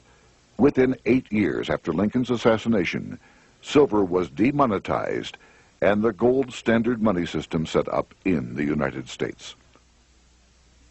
Not since Lincoln has the U.S. issued debt-free United States notes. These red seal bills, which were issued in 1963, were not a new issue from President Kennedy, but merely the old greenbacks reissued year after year. In another act of folly and ignorance, the 1994 Regal Act actually authorized the replacement of Lincoln's greenbacks with debt-based notes. In other words, greenbacks were in circulation in the United States until 1994. Why was silver bad for the bankers and gold good? Simple. Because silver was plentiful in the United States. It was very hard to control. Gold was, and always has been, scarce. Throughout history, it has been relatively easy to monopolize gold, but silver has historically been 15 times more plentiful. With Lincoln out of the way, the money changers' next objective was to gain complete control over America's money. This was no easy task. With the opening of the American West, silver had been discovered in huge quantities. On top of that, Lincoln's greenbacks were generally popular. Despite the European central bankers' deliberate attacks on greenbacks, they continued to circulate in the United States, in fact, until a few years ago. According to historian W. Cleon Skousen, right after the Civil War, there was considerable talk about reviving Lincoln's brief experiment with the constitutional monetary system. Had not the European Money Trust intervened, it would have no doubt become an established institution. it is clear that the concept of America printing her own debt-free money sent shockwaves throughout the European central banking elite. They watched with horror as Americans clamored for more greenbacks. They may have killed Lincoln, but support for his monetary ideas grew. On April 12, 1866, nearly 1 year to the day of Lincoln's assassination, Congress went to work at the bidding of the European central banking interests. It passed the Contraction Act, authorizing the Secretary of the Treasury to begin to retire some of the greenbacks in circulation and thereby contract the money supply. Authors Theodore R. Thorin and Richard F. Warner explained the results of the money contraction in their classic book on the subject, The Truth in Money Book. The hard times which occurred after the Civil War could have been avoided if the greenback legislation had continued as President Lincoln had intended. Instead, there were a series of money panics, what we call recessions, which put pressure on Congress to enact legislation to place the banking system under centralized control. Eventually, the Federal Reserve Act was passed on December 23, 1913. In other words, the money changers wanted two things: the reinstitution of a central bank under their exclusive control, and two, an American currency backed by gold. Their strategy was twofold. First of all, cause a series of panics to try to convince the American people that only centralized control of the money supply could provide economic stability. And secondly, remove so much money from the system that most Americans would be so desperately poor that they either wouldn't care or would be too weak to oppose the bankers. In 1866, there was $1.8 billion in currency in circulation in the United States, about $50.46 per capita. In 1867 alone, $500 million, $500 million was removed from the U.S. money supply. 10 years later, in 1876, America's money supply was reduced to only $600 million. In other words, 2/3 of America's money had been called in by the bankers. Only $14.60 per capita remained in circulation. 10 years later, the money supply had been reduced to only $400 million, even though the population had boomed. The result was that only $6.67 per capita remained in circulation, a 760% loss in buying power over 20 years. Today, economists try to sell the idea that recessions and depressions are a natural part of something they call the business cycle. The truth is, our money supply is manipulated now just as it was before and after the Civil War. How did this happen? How did money become so scarce? Simple. Bank loans were called in and no new ones were given. In addition, silver coins were melted down. In 1872, a man named Ernest Sed was given 100,000 pounds, about $500,000, by the Bank of England and sent to America to bribe necessary congressmen to get silver demonetized. He was told that if that was not sufficient, to draw an additional 100,000 pounds or as much more as was necessary. The next year, Congress passed the Coinage Act of 1873, and the minting of silver dollars abruptly stopped. In fact, Representative Samuel Hooper, who introduced the bill in the House, acknowledged that Mr. Sed actually drafted the legislation. But it gets even worse than that. In 1874, Sed himself admitted who was behind the scheme. I went to America in the winter of 1872-73, authorized to secure, if I could, the passage of a bill demonetizing silver. It was in the interest of those I represented, the governors of the Bank of England, to have it done. By 1873, gold coins were the only form of coin money. But the contest over control of America's money was not yet over. Only 3 years later, in 1876, with 1/3 of America's workforce unemployed, the population was growing restless. People were clamoring for a return to the greenback money system of President Lincoln or a return to silver money, anything that would make money more plentiful. That year, Congress created the United States Silver Commission to study the problem. Their report clearly blamed the monetary contraction on the national bankers. The report is interesting because it compares the deliberate money contraction by the national bankers after the Civil War to the fall of the Roman Empire. The disaster of the Dark Ages was caused by decreasing money and falling prices. Without money, civilization could not have had a beginning, and with a diminishing supply, it must languish and unless relieved, finally perish. At the Christian era, the metallic money of the Roman Empire amounted to $1,800,000,000. By the end of the 15th century, it had shrunk to less than $200 million. History records no other such disastrous transition as that from the Roman Empire to the Dark Ages.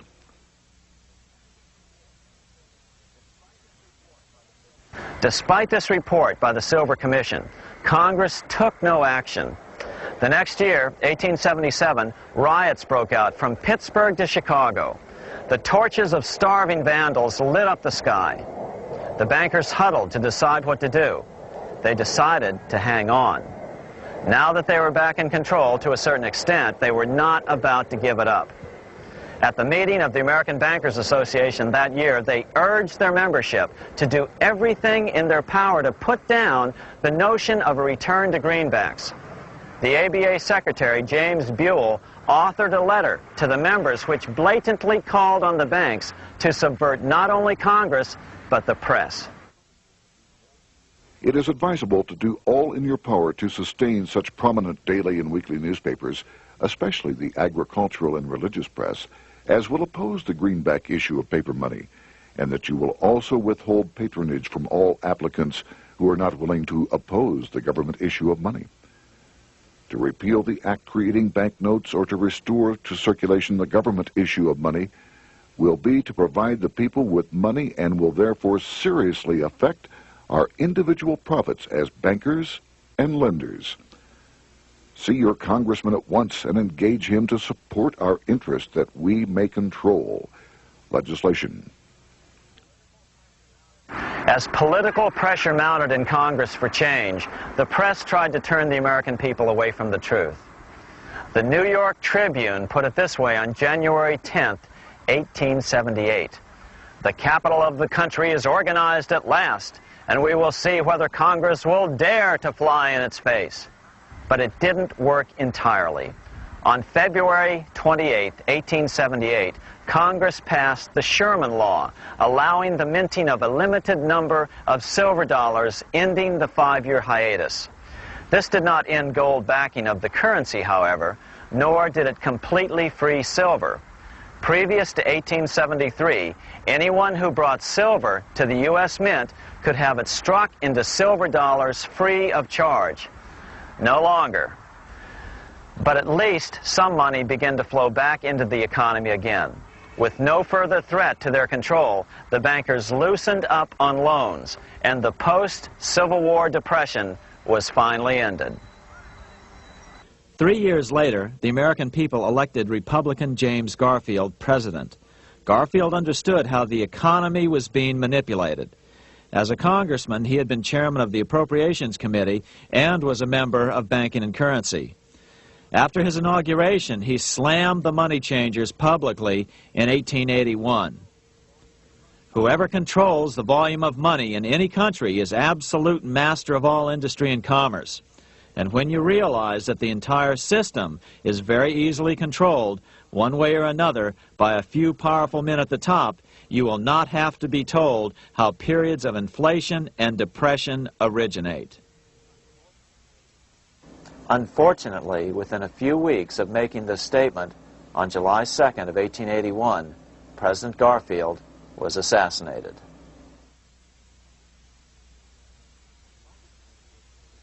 The money changers were gathering strength fast. They began a periodic fleecing of the flock, as they called it, by creating economic booms followed by further depressions so they could buy up thousands of homes and farms for pennies on the dollar. In 1891, the money changers prepared to take the American economy down again, and their methods and motives were laid out with shocking clarity in a memo sent out by the American Bankers Association, the ABA, an organization in which most bankers were members. Notice that this memo called for bankers to create a depression on a certain date 3 years in the future. According to the congressional record, here's how it read in part. On September 1st, 1894, we will not renew our loans under any consideration. On September 1st, we will demand our money. We will foreclose and become mortgagees in possession. We can take 2/3 of the farms west of the Mississippi and thousands of them east of the Mississippi as well at our price. Then the farmers will become tenants, as in England. These depressions could be controlled because America was on the gold money standard. Since gold is scarce, it's one of the easiest commodities to manipulate. People wanted silver money legalized again so they could escape the stranglehold the money changers had on gold money. People wanted silver money reinstated, reversing Mr. Said's Act of 1873, by then called the Crime of '73. By 1896, the issue of more silver money had become the central issue in the presidential campaign. William Jennings Bryan, a senator from Nebraska, ran for president as a Democrat on the free silver issue. At the Democratic National Convention in Chicago, he made an emotional speech which won him the nomination, entitled Crown of Thorns and Cross of Gold.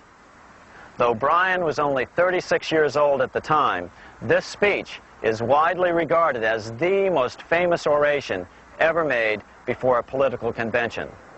In the dramatic conclusion, Bryan said, "We will answer their demand for a gold standard by saying to them, you shall not press down upon the brow of labor this crown of thorns. You shall not crucify mankind upon a cross of gold." The bankers lavishly supported the Republican candidate, William McKinley, who favored the gold standard. The resulting contest was amongst the most fiercely contested presidential races in American history.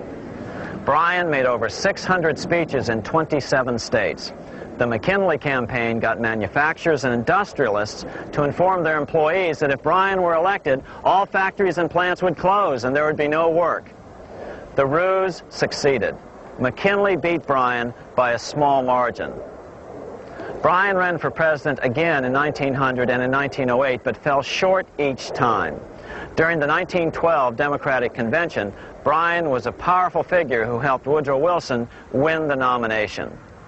When Wilson became president, he appointed Bryan as Secretary of State, but Bryan soon became disenchanted with the Wilson administration. Bryan served only 2 years in the Wilson administration before resigning in 1915 over the highly suspicious sinking of the Lusitania, the event which was used to drive America into World War I. Although William Jennings Bryan never gained the presidency, his efforts delayed the money changers for 17 years from attaining their next goal, a new, privately owned central bank for America.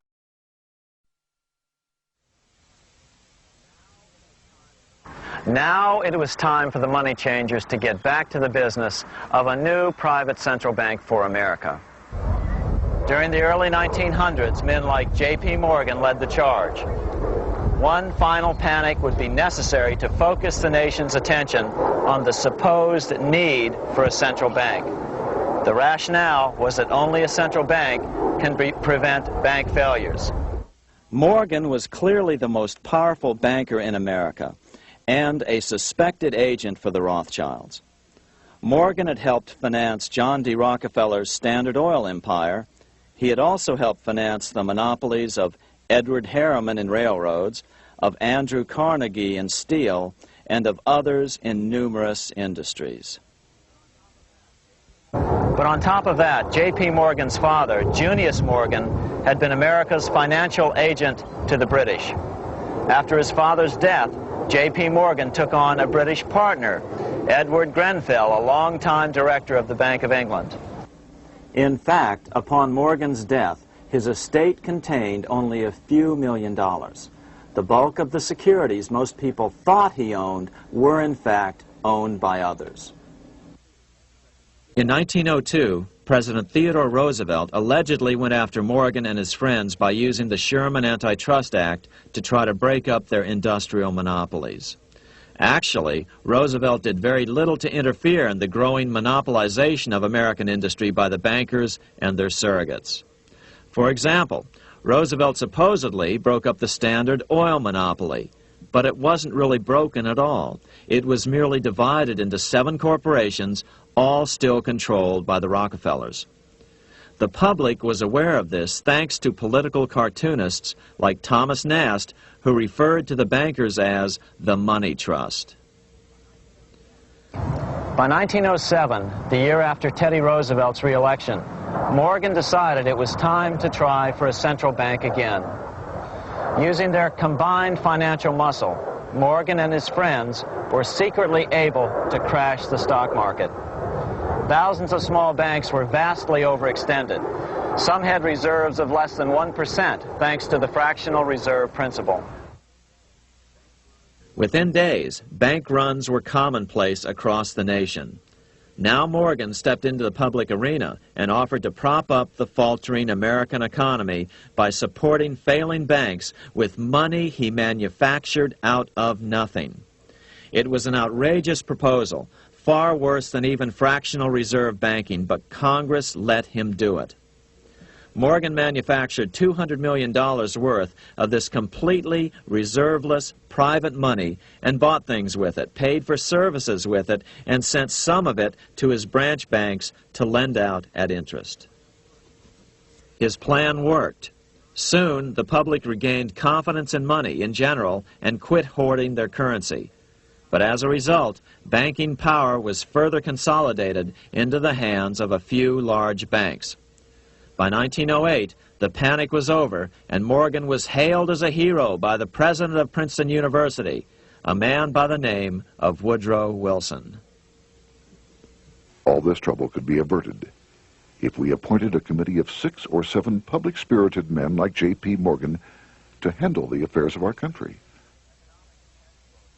Economics textbooks would later explain that the creation of the Federal Reserve System was the direct result of the panic of 1907. Quote, "With its alarming epidemic of bank failures, the country was fed up once and for all with the anarchy of unstable private banking," close quote. But Minnesota Congressman Charles A. Lindbergh Sr., the father of the famous aviator Lucky Lindy, later explained that the panic of 1907 was really just a scam. Those not favorable to the money trust could be squeezed out of business, and the people frightened into demanding changes in the banking and currency laws which the money trust would frame. So, since the passage of the National Bank Act of 1863, the money changers had been able to create a series of booms and busts. The purpose was not only to fleece the American public of their property, but to later claim that the banking system was basically so unstable that it had to be consolidated into a central bank once again.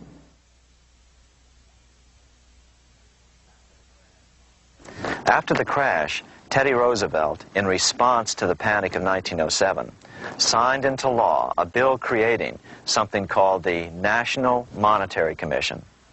The commission was to study the banking problem and make recommendations to Congress. Of course, the commission was packed with Morgan's friends and cronies. The chairman was a man named Senator Nelson Aldrich from Rhode Island. Aldrich represented the Newport, Rhode Island homes of America's richest banking families. His daughter married John D. Rockefeller, Jr., and together they had 5 sons: John, Nelson, who would become vice president in 1974, Lawrence, Winthrop, and David, the head of the Council on Foreign Relations and former chairman of Chase Manhattan Bank. As soon as the National Monetary Commission was set up, Senator Aldrich immediately embarked on a 2-year tour of Europe, where he consulted at length with the private central bankers in England, France, and Germany. The total cost of his trip alone to the taxpayers was $300,000, an astronomical sum in those days. Shortly after his return, on the evening of November 22nd, 1910, some of the wealthiest and most powerful men in America boarded Senator Aldrich's private rail car and in the strictest secrecy journeyed to this place, Jekyll Island, off the coast of Georgia. With the group came Paul Warburg. Warburg had been given a $500,000 per year salary to lobby for the passage of a privately owned central bank in America by the investment firm Kuhn, Loeb and Company. Warburg's partner in this firm was a man named Jacob Schiff, the grandson of the man who shared the Green Shield house with the Rothschild family in Frankfurt. Schiff, as we'll find out later, was in the process of spending $20 million to finance the overthrow of the Tsar in Russia. These three European banking families, the Rothschilds, the Warburgs, and the Schiffs, were interconnected by marriage down through the years, just as their American banking counterparts, the Morgans, Rockefellers, and Aldriches were. Secrecy was so tight that all 7 primary participants were cautioned to use only first names to prevent servants from learning their identities. Years later, one participant, Frank Vanderlip, president of National City Bank of New York and a representative of the Rockefeller family, confirmed the Jekyll Island trip in a February 9, 1935 edition of the Saturday Evening Post. I was as secretive, indeed as furtive as any conspirator. Discovery we knew simply must not happen, or else all our time and effort would be wasted. If it were to be exposed that our particular group had got together and written a banking bill, that bill would have no chance whatever of passage by Congress. The participants came here to figure out how to solve their major problem, how to bring back a privately owned central bank. But there were other problems that needed to be addressed as well. First of all, the market share of the big national banks was shrinking fast. In the first 10 years of the century, the number of U.S. banks had more than doubled to over 20,000. By 1913, only 29% of all banks were national banks, and they held only 57% of all deposits. As Senator Aldrich later admitted in a magazine article, Before passage of this act, the New York bankers could only dominate the reserves of New York. Now, we are able to dominate the bank reserves of the entire country. therefore, something had to be done to bring these new banks under their control. As John D. Rockefeller put it, quote, "Competition is sin," close quote. Secondly, the nation's economy was so strong that corporations were starting to finance their expansions out of profits instead of taking out huge loans from large banks. In the first 10 years of the new century, 70% of corporate funding came from profits. In other words, American industry was becoming independent of the money changers, and that trend had to be stopped. All the participants knew that these problems could be hammered out into a workable solution, but perhaps their biggest problem was a public relations problem, the name of the new bank. That discussion took place right here in this room, one of the many conference rooms in this sprawling hotel, today known as the Jekyll Island Club Hotel. Aldrich believed that the word bank should not even appear in the name. Warburg wanted to call the legislation the National Reserve Bill or the Federal Reserve Bill. The idea here was to give the impression that the purpose of the new central bank was to stop bank runs, but also to conceal its monopoly character. However, it was Aldrich, the egotistical politician, who insisted it be called the Aldrich Bill. After 9 days at Jekyll Island, the group dispersed. The new central bank would be very similar to the old Bank of the United States. It would be given a monopoly over U.S. currency and create that money out of nothing. How does the Fed create money out of nothing? It's a four-step process. But first, a word on bonds. Bonds are simply promises to pay, or government IOUs. People buy bonds to get a secure rate of interest. At the end of the term of the bond, the government repays the bond plus interest, and the bond is destroyed. There are about $3.6 trillion worth of these loans or bonds at present. Now here's the Fed money-making process. Step 1. The Federal Open Market Committee approves the purchase of U.S. bonds on the open market. Step 2. The bonds are purchased by the Fed from whoever is offering them for sale on the open market. Step 3, the Fed pays for the bonds with electronic credits to the seller's bank, which in turn credits the seller's bank account. The trick is that these credits are based on nothing. The Fed just creates them. Step 4, the banks use these deposits as reserves. They can loan out over 10 times the amount of their reserves to new borrowers, all at interest. In this way, a Fed purchase of, say, $1 million worth of bonds gets turned into over $10 million in bank accounts. The Fed, in effect, creates 10% of this totally new money, and the banks create the other 90%. To reduce the amount of money in the economy, the process is just reversed. The Fed sells bonds to the public, and the money flows out of the purchaser's local bank. Loans must be reduced by 10 times the amount of the sale. So, a Fed sale of $1 million in bonds results in $10 million less money in the economy. So how does this benefit the bankers whose representatives huddled at Jekyll Island? First, it totally misdirected banking reform efforts from proper solutions. Second, it prevented a proper debt-free system of government finance, like Lincoln's greenbacks, from making a comeback. The bond-based system of government finance forced on Lincoln after he created greenbacks was now cast in stone. Third, it delegated to the bankers the right to create 90% of our money supply based on only fractional reserves, which they then loan out at interest. Fourth, it centralized overall control of our nation's money supply in the hands of a few men. Fifth, it established a central bank with a high degree of independence from effective political control. Soon after its creation, the Fed's great contraction in the early 1930s would cause the Great Depression. This independence has been enhanced since then through additional laws.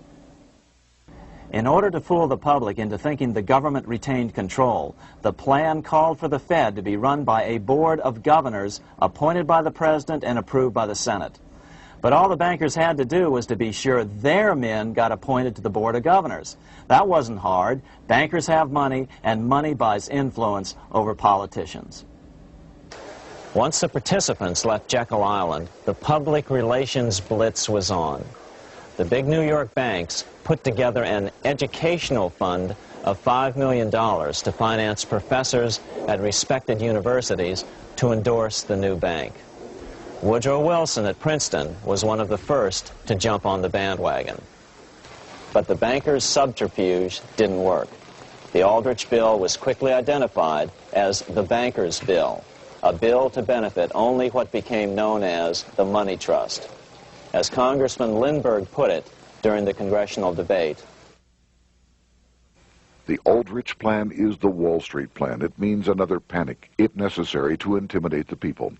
Aldrich, paid by the government to represent the people, proposes a plan for the trusts instead. seeing they didn't have the votes to win in Congress, the Republican leadership never brought the Aldrich bill to a vote. The bankers quietly decided to move to track 2, the Democratic alternative. They began financing Woodrow Wilson as the Democratic nominee. As respected historian James Perloff put it, Wall Street financier Bernard Baruch was put in charge of Wilson's education. Baruch brought Wilson to the Democratic Party headquarters in New York in 1912, leading him like one would a poodle on a string. Wilson received an indoctrination course from the leaders convened there. So now the stage was set. The money changers were poised to install their privately owned central bank once again. The damage President Andrew Jackson had done 76 years earlier had been only partly repaired with the passage of the National Bank Act during the Civil War. Since then, the battle had raged on across the decades. The Jacksonians became the greenbackers, who became the hardcore supporters of William Jennings Bryan. With Bryan leading the charge, these opponents of the money changers, ignorant of Baruch's tutelage, now threw themselves behind Democrat Woodrow Wilson. They and Bryan would soon be betrayed.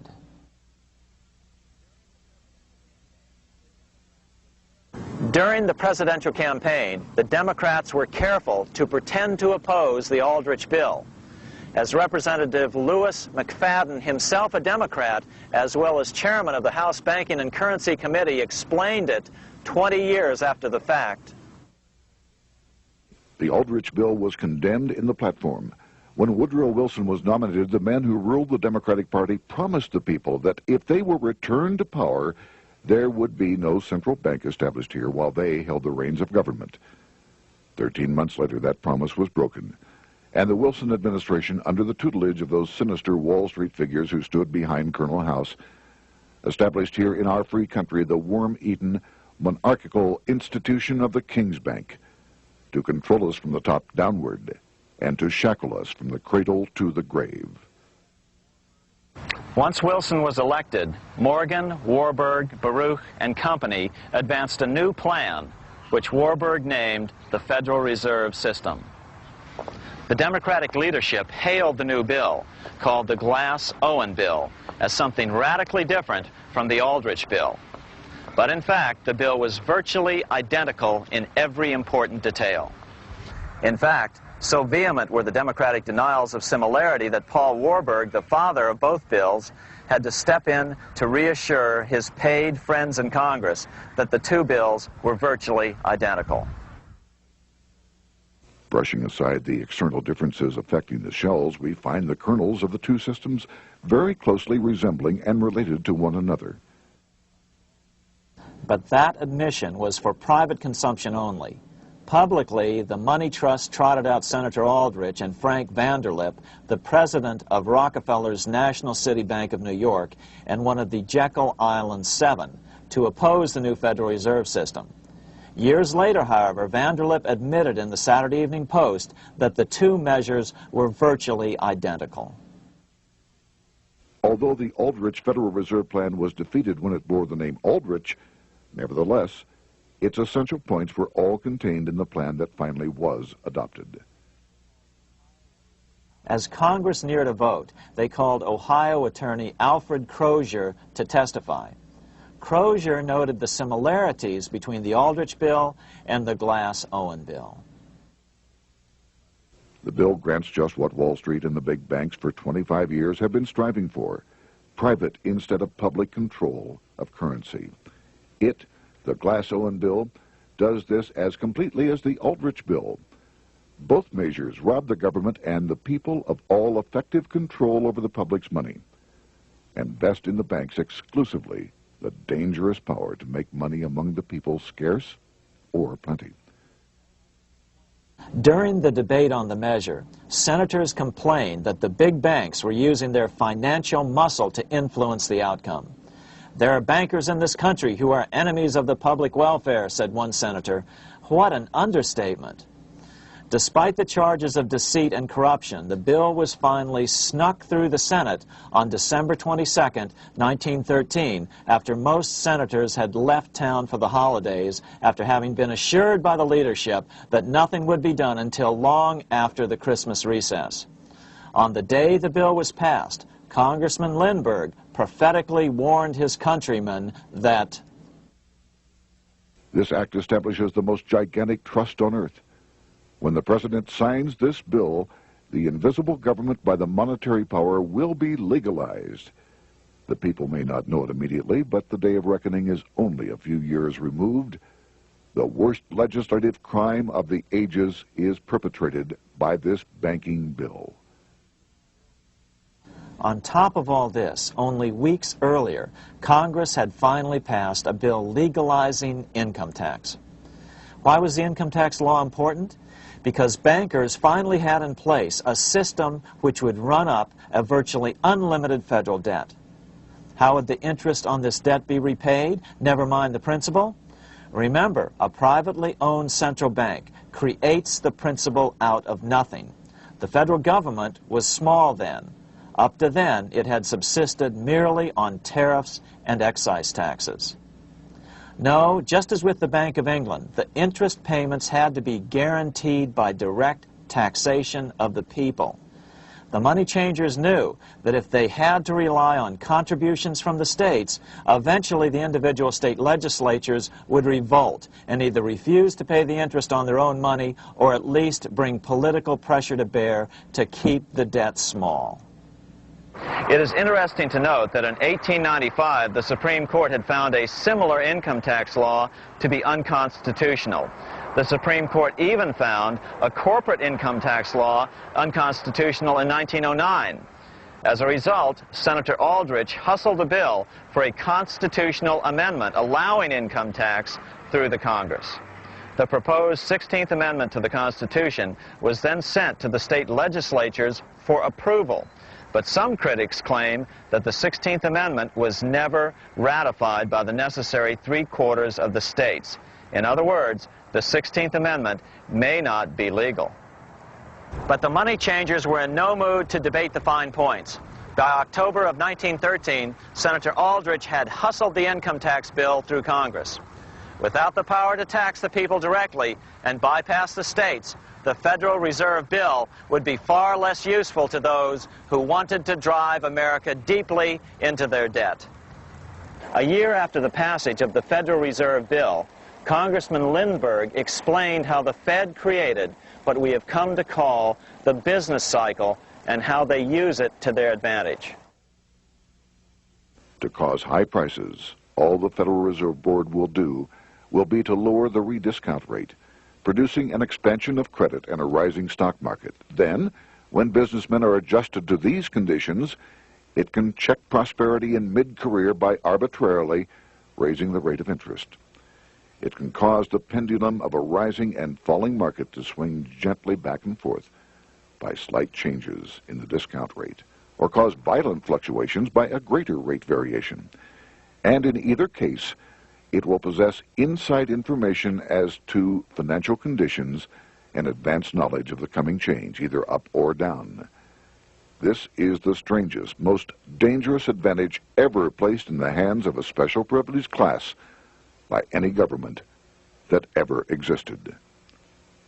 The system is private, conducted for the sole purpose of obtaining the greatest possible profits from the use of other people's money. They know in advance when to create panics to their advantage. They also know when to stop panic. Inflation and deflation work equally well for them when they control finance. Congressman Lindbergh was correct on all points. What he didn't realize was that most European nations had already fallen prey to the central bankers decades or centuries earlier. But he also mentions the interesting fact that only 1 year later, the Fed had cornered the market in gold. This is how he put it, quote, "Already, the Federal Reserve banks have cornered the gold and gold certificates," close quote. But Congressman Lindbergh was not the only critic of the Fed. Congressman Lewis McFadden, the chairman of the House Banking and Currency Committee from 1920 to 1931, remarked that the Federal Reserve Act brought about a superstate controlled by international bankers and international industrialists acting together to enslave the world for their own pleasure. Notice how McFadden saw the international character of the stockholders of the Federal Reserve. Another chairman of the House Banking and Currency Committee in the 1960s, Wright Patman from Texas, put it this way. In the United States today, we have in effect two governments. We have the duly constituted government, then we have an independent, uncontrolled, and uncoordinated government in the Federal Reserve System, operating the money powers which are reserved to Congress by the Constitution. Even the inventor of the electric light, Thomas Edison, joined the fray in criticizing the system of the Federal Reserve. If our nation can issue a dollar bond, it can issue a dollar bill. The element that makes the bond good makes the bill good also. The difference between the bond and the bill is the bond lets money brokers collect twice the amount of the bond and an additional 20%, whereas the currency pays nobody but those who contribute directly in some useful way. It is absurd to say that our country can issue $30 million in bonds and not $30 million in currency. Both are promises to pay, but one promise fattens the usurers, and the other helps the people. 3 years after the passage of the Federal Reserve Act, even President Wilson began to have second thoughts about what had been unleashed during his first term in office. We have come to be one of the worst ruled, one of the most completely controlled governments in the civilized world, no longer a government of free opinion, no longer a government by a vote of the majority, but a government by the opinion and duress of a small group of dominant men. Some of the biggest men in the United States in the field of commerce and manufacture are afraid of something. They know that there is a power somewhere so organized, so subtle, so watchful, so interlocked, so complete, so pervasive, that they had better not speak above their breath when they speak in condemnation of it. Before his death in 1924, President Wilson realized the full extent of the damage he had done to America when he confessed, "I have unwittingly ruined my government." So finally, the money changers, those who profit by manipulating the amount of money in circulation, had their privately owned central bank installed again in America. The major newspapers, which they also owned, hailed passage of the Federal Reserve Act of 1913, telling the public that now depressions could be scientifically prevented. The fact of the matter was that now depressions could be scientifically created.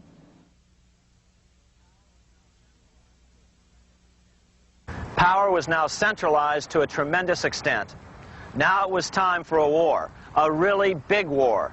In fact, the First World War.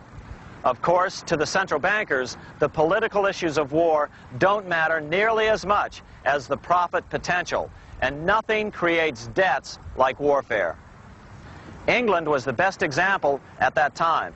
During the 119-year period between the founding of the Bank of England and Napoleon's defeat at Waterloo, England had been at war for 56 years, and much of the remaining time she'd been preparing for war. In World War I, the German Rothschilds loaned money to the Germans, the British Rothschilds loaned money to the British, and the French Rothschilds loaned money to the French. In America, J.P. Morgan was the sales agent for war materials to both the British and the French. In fact, 6 months into the war, Morgan became the largest consumer on earth, spending $10 million a day. His offices here at 23 Wall Street were mobbed by brokers and salesmen trying to cut a deal. In fact, it got so bad that the bank had to post guards at every door and at the partners' homes as well. Many other New York bankers made out as well from the war. President Wilson appointed Bernard Baruch to head the War Industries Board. According to historian James Perloff, both Baruch and the Rockefellers profited by some $200 million during the war. But profits were not the only motive. There was also revenge. The money changers never forgave the czars for their support of Lincoln during the Civil War. Also, Russia was the last major European nation to refuse to give in to the privately owned central bank scheme. 3 years after World War I broke out, the Russian Revolution toppled the Tsar and installed the scourge of communism. Jacob Schiff of Kuhn Loeb and Company bragged from his deathbed that he had spent $20 million towards the defeat of the Tsar. Money was funneled from England to support the revolution as well.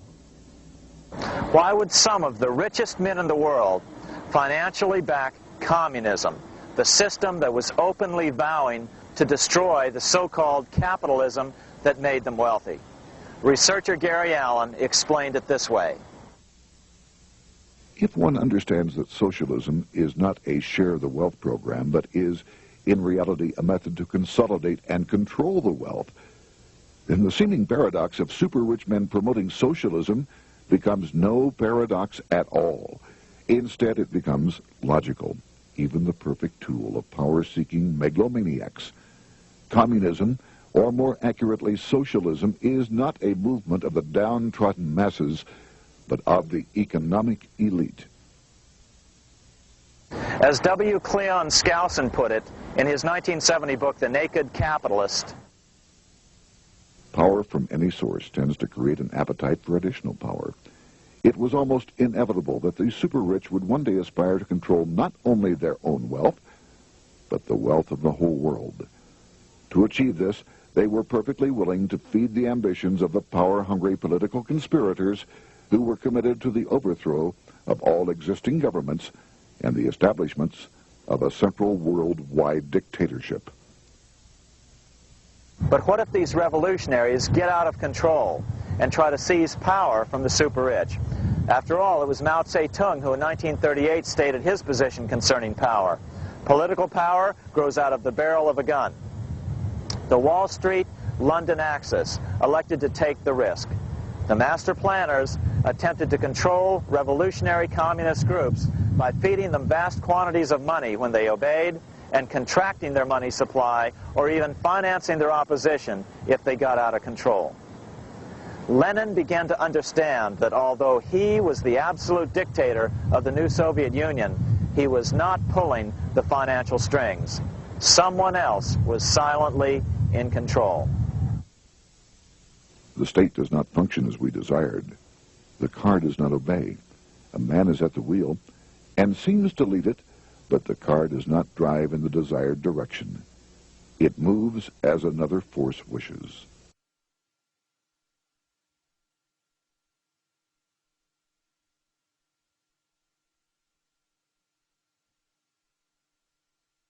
Who is behind it? Representative Louis T. McFadden, the chairman of the House Banking and Currency Committee throughout the 1920s and into the Great Depression years of the 1930s, explained it this way. The course of Russian history has indeed been greatly affected by the operations of international bankers. The Soviet government has been given United States Treasury funds by the Federal Reserve Board, acting through the Chase Bank.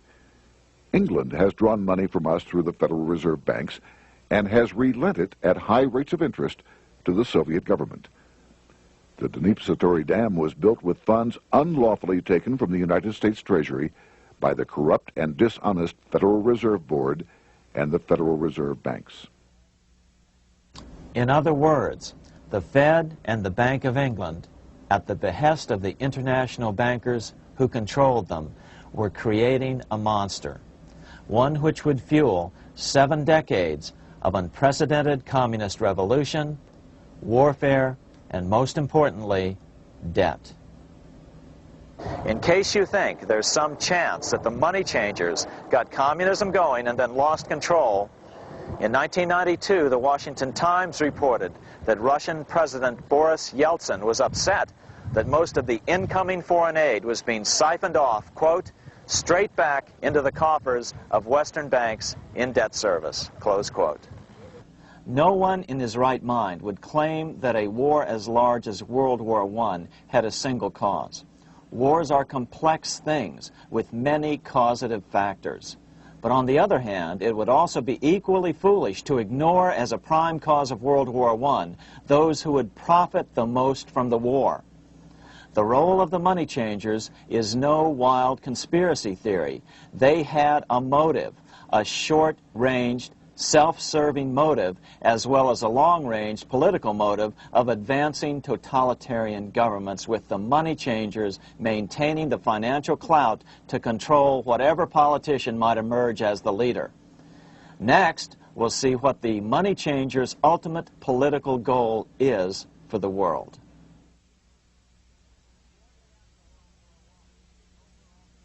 Shortly after World War I, the overall political agenda of the money changers began to be clear. Now that they controlled national economies individually, the next step was the ultimate form of consolidation, world government. The new world government proposal was given top priority at the Paris Peace Conference after World War I. It was called the League of Nations, but much to the surprise of Paul Warburg and Bernard Baruch, who attended the peace conference with President Wilson, the world was not yet ready to dissolve national boundaries. Nationalism still beats strong in the human breast. For example, Lord Curzon, the British Foreign Secretary, called the League of Nations a good joke, even though it was the stated policy of the British government to support it. To the humiliation of President Wilson, the U.S. Congress wouldn't ratify the League either, despite the fact that it had been ratified by many other nations. Without money flowing from the U.S. Treasury, the League died. After World War I, the American public had grown tired of the internationalist policies of Democrat Woodrow Wilson.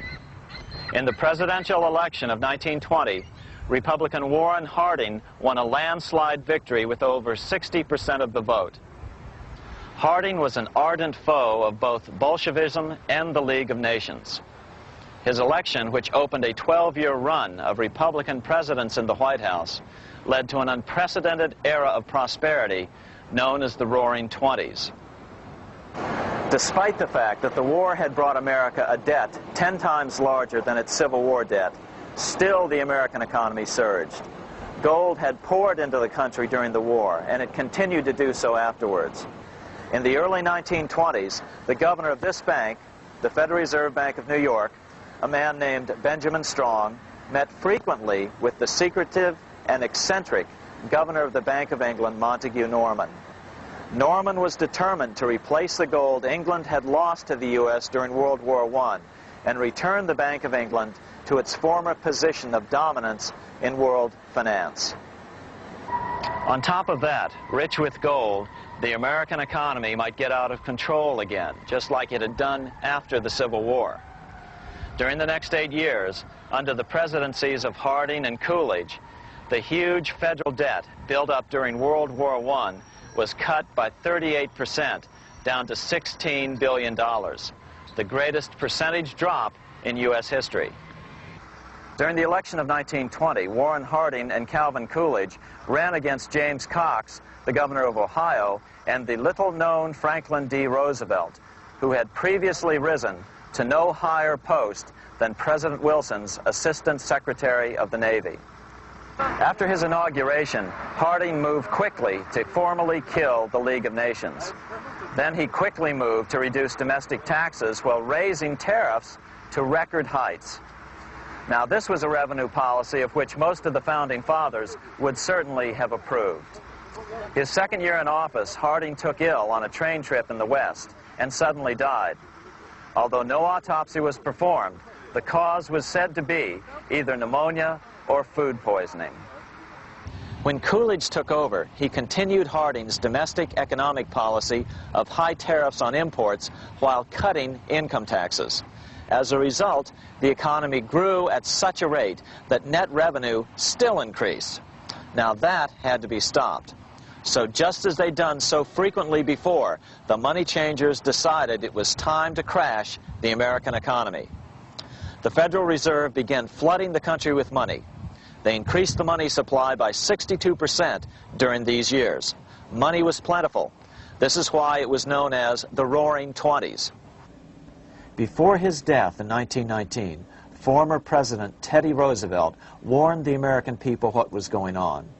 As reported in the March 27, 1922 edition of the New York Times, Roosevelt said, "These international bankers and Rockefeller Standard Oil interests control the majority of newspapers and the columns of these papers to club into submission or drive out of public office officials who refuse to do the bidding of the powerful, corrupt cliques which compose the invisible government." Just one day before, in the New York Times, the mayor of New York, John Hylan, quoted Roosevelt and blasted those he saw as taking control of America, its political machinery, and its press. The warning of Theodore Roosevelt has much timeliness today, for the real menace of our republic is this invisible government which, like a giant octopus, sprawls its slimy length over city, state, and nation. It seizes in its long and powerful tentacles our executive officers, our legislative bodies, our schools, our courts, our newspapers, and every agency created for the public protection.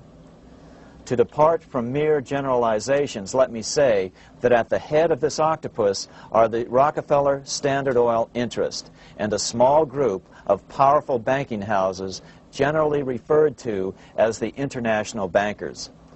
The little coterie of powerful international bankers virtually run the United States government for their own selfish purposes. They practically control both parties, write political platforms, make cat's paws of party leaders, use the leading men of private organizations, and resort to every device to place a nomination for high public office only such candidates as will be amenable to the dictates of corrupt big business.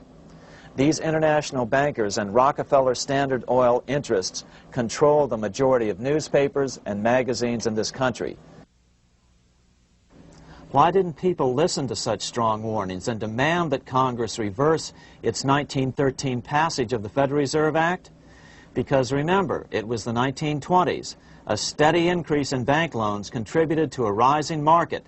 In other words, just as it is today, in times of prosperity, no one wants to worry about economic issues. But there was a dark side to all this prosperity. Businesses expanded and became strung out on credit. Speculation in the booming stock market became rampant. Although everything looked rosy, it was a castle made of sand. When all was in readiness, in April of 1929, Paul Warburg, the father of the Federal Reserve, sent out a secret advisory warning his friends that a collapse and nationwide depression was certain. In August of 1929, the Fed began to tighten money. It is not a coincidence that the biographies of all the Wall Street giants of that era, John D. Rockefeller, J.P. Morgan, Bernard Baruch, etc., all marvel that they got out of the stock market just before the crash and put all their assets in cash or gold. On October 24th, 1929, the big New York bankers called in their 24-hour broker call loans. This meant that both stockbrokers and customers had to dump their stocks on the market to cover their loans, no matter what price they had to sell them for. As a result, the market tumbled, and that day was known as Black Thursday. According to John Kenneth Galbraith, writing in The Great Crash, 1929, at the height of the selling frenzy, Bernard Baruch brought Winston Churchill into the visitors' gallery of the New York Stock Exchange here to witness the panic and impress him with his power over the wild events down on the floor. Congressman Louis McFadden, chairman of the House Committee on Banking and Currency from 1920 to 1931, knew who to blame. He accused the Fed and the international bankers of orchestrating the crash. It was not accidental. It was a carefully contrived occurrence. The international bankers sought to bring about a condition of despair here so that they might emerge as rulers of us all. But McFadden went even farther. He openly accused them of causing the crash in order to steal America's gold. In February 1931, in the midst of the Depression, he put it this way. I think it can hardly be disputed that the statesmen and financiers of Europe are ready to take almost any means to reacquire rapidly the gold stock which Europe lost to America as the result of World War I. Curtis Dahl, a broker for Lehman Brothers, was on the floor of the New York Stock Exchange the day of the crash. In his 1970 book, FDR, My Exploited Father-in-Law, he explained that the crash was triggered by the planned sudden shortage of call money in the New York money market. Actually, it was the calculated shearing of the public by the world money powers triggered by the planned sudden shortage of call money in the New York money market. Within a few weeks, $3 billion of wealth simply seemed to vanish. Within a year, $40 billion had been lost. But did it really disappear? Or was it simply consolidated in fewer hands? And what did the Federal Reserve do? Instead of moving to help the economy out by quickly lowering interest rates to stimulate the economy, the Fed continued to brutally contract the money supply further, deepening the Depression. Between 1929 and 1933, the Fed reduced the money supply by an additional 33%. Although most Americans have never heard that the Fed was the cause of the Depression, this is well known among top economists. Milton Friedman, the Nobel Prize-winning economist, now of Stanford University, said the same thing in a National Public Radio interview in January of 1996. The Federal Reserve definitely caused the Great Depression by contracting the amount of currency in circulation by 1/3 from 1929 to 1933. But the money lost by most Americans during the Depression didn't just vanish. It was just redistributed into the hands of those who had gotten out just before the crash and had purchased gold, which is always a safe place to put your money just before a depression. But America's money also went overseas. Incredibly, as President Hoover was heroically trying to rescue banks and prop up businesses, with millions of Americans starving as the Great Depression deepened, millions of dollars were being spent rebuilding Germany from damage sustained during World War I. 8 years before Hitler would invade Poland, Representative Louis McFadden, chairman of the House Banking and Currency Committee, warned Congress that Americans were paying for Hitler's rise to power. After World War I, Germany fell into the hands of the German international bankers. Those bankers bought her, and they now own her lock, stock, and barrel. They have purchased her industries, they have mortgages on her soil, they control her production, they control all her public utilities. The international German bankers have subsidized the present government of Germany, and they have also supplied every dollar of the money Adolf Hitler has used in his lavish campaign to build up a threat to the government of Brüning. When Brüning fails to obey the orders of the German international bankers, Hitler is brought forth to scare the Germans into submission. Through the Federal Reserve Board, over $30 billion of American money has been pumped into Germany. You have all heard of the spending that's taken place in Germany. Modernistic dwellings, her great planetariums, her gymnasiums, her swimming pools, her fine public highways, her perfect factories. All this was done on our money. All this was given to Germany through the Federal Reserve Board. The Federal Reserve Board has pumped so many billions of dollars into Germany that they dare not name the total. Franklin D. Roosevelt was swept into office during the 1932 presidential election. Once Roosevelt was in office, however, sweeping emergency banking measures were immediately announced, which did nothing but increase the Fed's power over the money supply. Then, and only then, did the Fed finally begin to loosen the purse strings and feed new money out to the starving American people. At first, Roosevelt railed against the money changers as being the cause of the Depression. Believe it or not, this is what he said on March 4th, 1933, in his inaugural address. Practices of the unscrupulous money changers stand indicted in the court of public opinion, rejected by the hearts and minds of men. The money changers have fled from their high seats in the temple of our civilization. But 2 days later, Roosevelt declared a bank holiday and closed all banks. Later that year, Roosevelt outlawed private ownership of all gold bullion and all gold coins with the exception of rare coins. Most of the gold in the hands of the average American was in the form of gold coins. The new decree was, in effect, a confiscation. Those who didn't comply risk as much as 10 years in prison and a $10,000 fine, the equivalent of $100,000 today. Out in small-town America, some people didn't trust Roosevelt's order.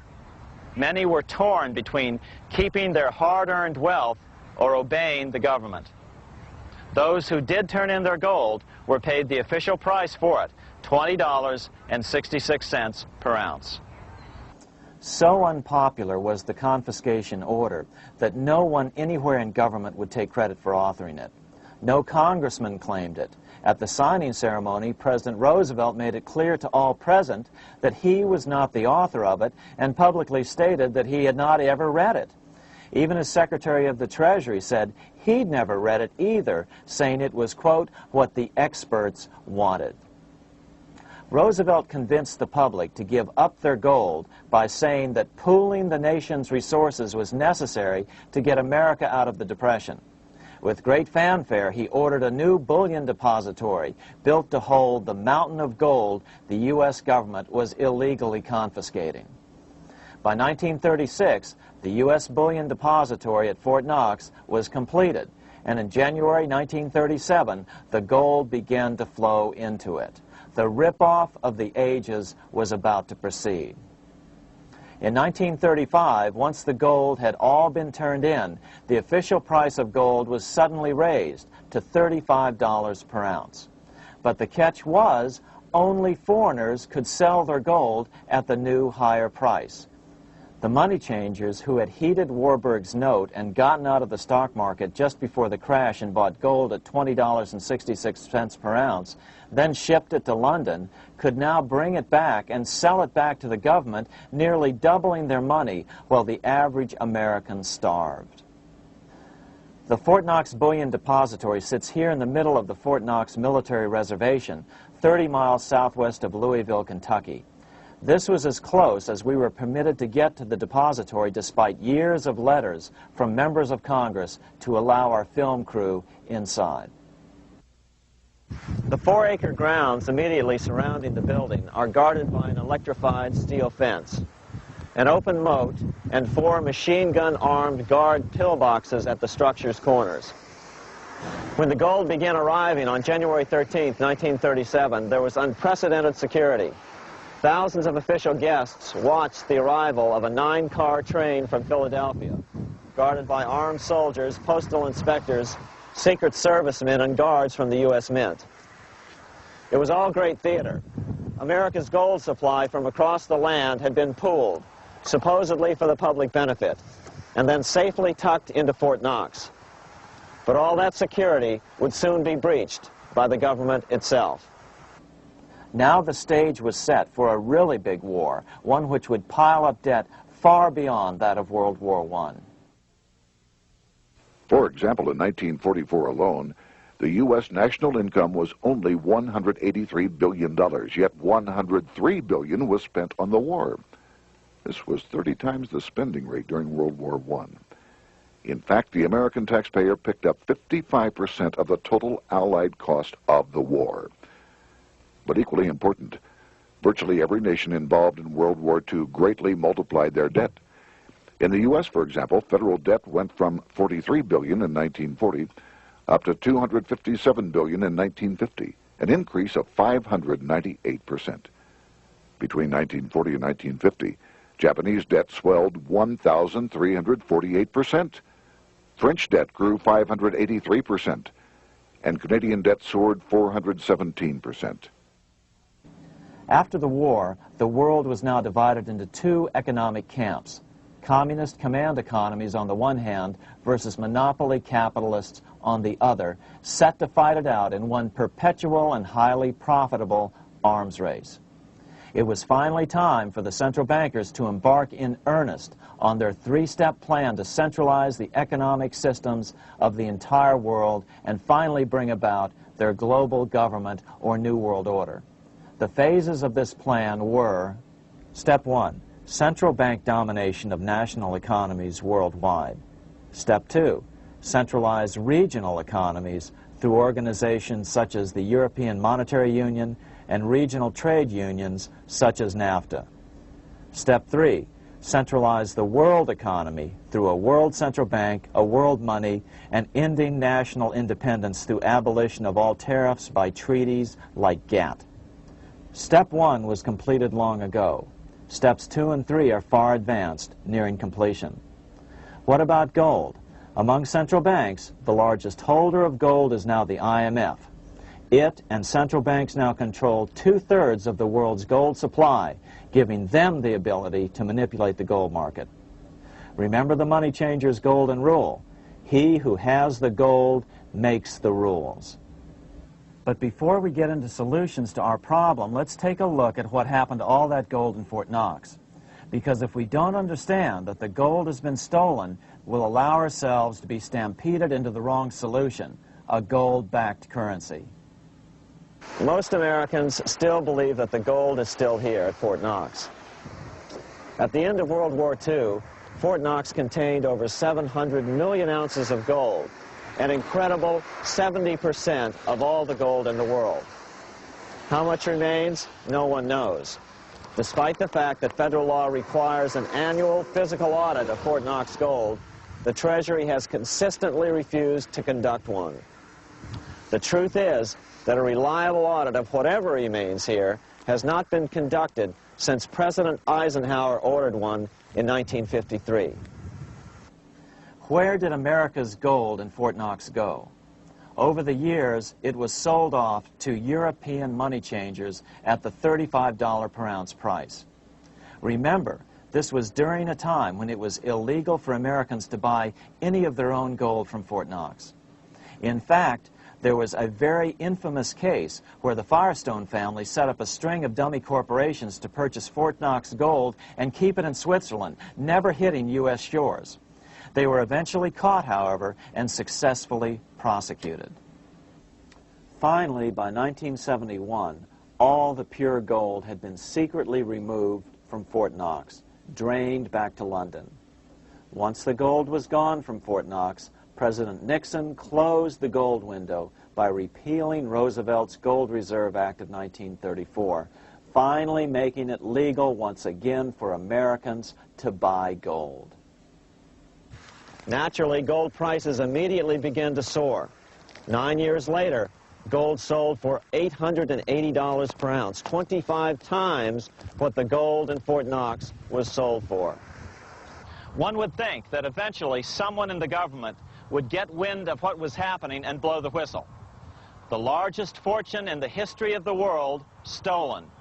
Shades of the old James Bond film, Goldfinger. Well, as a matter of fact, Ian Fleming, the author of the James Bond series, was head of the British counterintelligence service, MI5. Some believe in the intelligence community that he wrote much of his fiction as a warning, as many authors of fiction do. If the removal of all the good delivery gold from Fort Knox can be viewed as a deliberate raid on the U.S. Treasury, then such an operation might well have been years in the making, namely 40 years. Certainly enough time for Fleming to get wind of it and try to prevent it. So just how did the story of the Fort Knox gold robbery get out? It all started with an article in a New York periodical in 1974. The article charged that the Rockefeller family was manipulating the Federal Reserve to sell off Fort Knox gold at bargain basement prices to anonymous European speculators. 3 days later, the anonymous source of the story, Louise Auchincloss Boyer, mysteriously fell to her death from the window of her 10th floor apartment in New York. How would Mrs. Boyer have known of the Rockefeller connection to the Fort Knox gold heist? She was the longtime secretary of Nelson Rockefeller. For the next 14 years, this man, Ed Durrell, a wealthy Ohio industrialist, devoted himself to a quest for the truth concerning the Fort Knox gold. He wrote thousands of letters to over 1,000 government and banking officials, trying to find out how much gold was really left and where the rest of it had gone. Edith Roosevelt, the granddaughter of President Teddy Roosevelt, questioned the actions of the government in a March 1975 edition of the New Hampshire Sunday News. Allegations of missing gold from our Fort Knox vaults are being widely discussed in European financial circles. But what is puzzling is that the administration is not hastening to demonstrate conclusively that there is no cause for concern over our gold treasure, if indeed it is in a position to do so. Unfortunately, Ed Durrell never did accomplish his primary goal, a full audit of the gold reserves in Fort Knox. It's incredible that the world's greatest treasure has had little accounting or auditing. This gold belonged to the American people, not the Federal Reserve and their foreign owners. One thing is certain, the government could blow all of this speculation away in a few days with a well-publicized audit under the searing lights of media cameras. it has chosen not to do so. One must conclude that they are afraid of the truth such an audit would reveal. What is the government so afraid of? Here's the answer. When President Ronald Reagan took office in 1981, his conservative friends urged him to study the feasibility of returning to a gold standard as the only way to curb government spending. It sounded like a reasonable alternative, so President Reagan appointed a group of men called the Gold Commission to study the situation and report back to Congress. What Reagan's Gold Commission reported back to Congress in 1982 was the following shocking revelation concerning gold. The U.S. Treasury owned no gold at all. All the gold that was left in Fort Knox was now owned by the Federal Reserve, a group of private bankers, as collateral against the national debt. The truth of the matter is that never before has so much money been stolen from the hands of the general public and put into the hands of a small group of private investors, the money changers.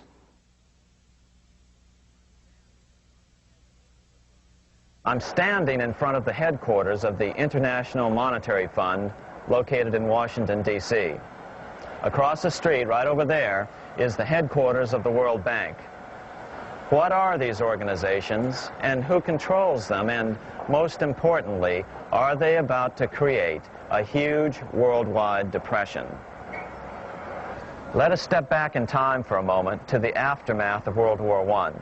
People were tired of war, so under the guise of peacemaking, the international bankers devised a plan to consolidate power even further. Claiming only an international government would stem the tide of world wars, the money changers pushed forward a proposal for world government which stood on three legs. A world central bank to be called the Bank of International Settlements, a world judiciary to be called the World Court located in The Hague, the Netherlands, and a world executive and legislature to be called the League of Nations. As President Clinton's mentor, Georgetown historian Carroll Quigley wrote in his 1966 book, Tragedy and Hope, the powers of financial capitalism had a far-reaching plan, nothing less than to create a world system of financial control in private hands, able to dominate the political system of each country and the economy of the world as a whole. This system was to be controlled in a feudalistic fashion by the central banks of the world, acting in concert by secret agreements arrived at in frequent meetings and conferences. The apex of the system was to be the Bank for International Settlements in Bâle, Switzerland, a private bank owned and controlled by the world central banks, which were themselves private corporations. Each central bank sought to dominate its government by its ability to control treasury loans, to manipulate foreign exchanges, to influence the level of economic activity in the country, and to influence cooperative politicians by subsequent economic rewards in the business world. Despite intense pressure from the international bankers and the press, a handful of U.S. senators, led by Senator Henry Cabot Lodge, kept the U.S. out of these schemes. Without U.S. participation, the League was doomed. Incredibly, even though the U.S. rejected the World Central Bank, the BIS, the New York Federal Reserve ignored its government and arrogantly sent representatives to Switzerland to participate in the central bankers' meeting right up until 1994, when the U.S. was finally officially dragged into it. Their world government schemes thwarted, the bankers resorted to the old formula: another war to wear down the resistance to world government while reaping handsome profits. To this end, Wall Street helped resurrect Germany through the Thyssen banks, which were affiliated with the Harriman interest in New York, just as the Chase Bank had assisted in the financing of the Bolshevik Revolution in Russia during World War I. Chase Bank was controlled by the Rockefeller family. Subsequently, it was merged with Warburg's Manhattan Bank to form the Chase Manhattan Bank. Now this has merged with Chemical Bank of New York, making it the largest Wall Street bank. Their strategy worked. Even before World War II was over, world government was back on track. In 1944, at Bretton Woods, New Hampshire, the International Monetary Fund and the World Bank were approved with full U.S. participation. The Second League of Nations, renamed the United Nations, was approved in 1945. Soon, a new international court system was functioning as well. All effective opposition to these international bodies before the war had evaporated in the heat of war, just as planned. These new organizations simply repeated on a world scale what the National Banking Act of 1864 and the Federal Reserve Act of 1913 had established in the U.S. They created a banking cartel composed of the world's central banks, which gradually assumed the power to dictate credit policies to the banks of all the nations. For example, just as the Federal Reserve Act authorized the creation of a new national fiat currency called Federal Reserve Notes, the IMF has been given the authority to issue a world fiat money called Special Drawing Rights, or SDRs. To date, the IMF has created in excess of $30 billion worth of SDRs. Member nations are being pressured to make their currencies fully exchangeable for SDRs. In 1968, Congress approved laws authorizing the Fed to accept SDRs as reserves in the U.S. and to issue Federal Reserve notes in exchange for SDRs. What does that mean? It means that in the U.S., SDRs are already a part of our lawful money. And what about gold? SDRs are already partially backed by gold. And with 2/3 of world gold now in the hands of central banks, the money changers can go about structuring the world's economic future in whichever way they deem most profitable. Keep in mind, just as the Fed is controlled by its Board of Governors, the IMF is controlled by its Board of Governors, which are either the heads of the different central banks or the heads of the various national treasury departments dominated by their central banks. Voting power in the IMF gives the U.S. and the UK, that is to say the Fed and the Bank of England, effective control. Just as the Fed controls the amount of money in the U.S., the BIS, IMF, and World Bank control the money supply for the world. So we see the repetition of the old goldsmith's fraud, replicated on the national scale with central banks like the Fed, and on the international scale by the three arms of the world central bank. Is this organization of the BIS, the IMF, and the World Bank, which we refer to collectively as the World Central Bank, presently expanding and contracting world credit? Yes. Regulations put into effect in 1988 by the BIS required the world's bankers to raise their capital and reserves to 8% of liabilities by 1992. Increased capital requirements put an upper limit to the fractional reserve lending, similar to the way cash reserve requirements do. What has this seemingly insignificant regulation made in a Swiss city 8 years ago meant to the world? It means our banks cannot loan more and more money to buy more and more time before the next depression, as a maximum loan ratio is now set. It means those nations with the lowest bank reserves in their systems have already felt the terrible effects of this credit contraction as their banks scrambled to raise money to increase their reserves to 8%. To raise the money, they had to sell stocks, which depressed their stock markets and began the depression first in their countries. Japan, which in 1988 had among the lowest capital and reserve requirements and thus was the most affected by the regulation, has experienced a financial crash which began almost immediately in 1989, which has wiped out a staggering 50% of the value of its stock market since 1990 and 60% of the value of its commercial real estate.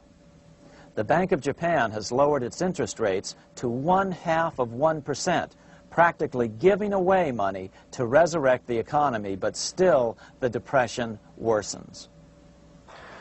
Due to the $20 billion U.S. bailout of Mexico, the financial collapse in that nation is already known here.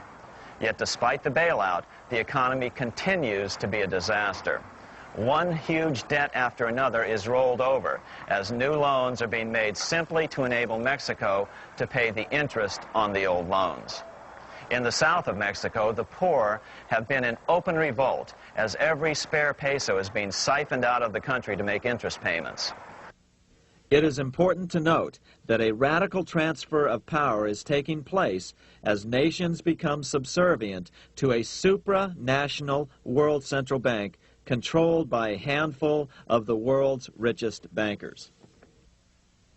As the IMF creates more and more SDRs by the stroke of a pen on IMF ledgers, more and more nations borrow them to pay interest on their mounting debts and gradually fall under the control of the faceless bureaucrats of the World Central Bank.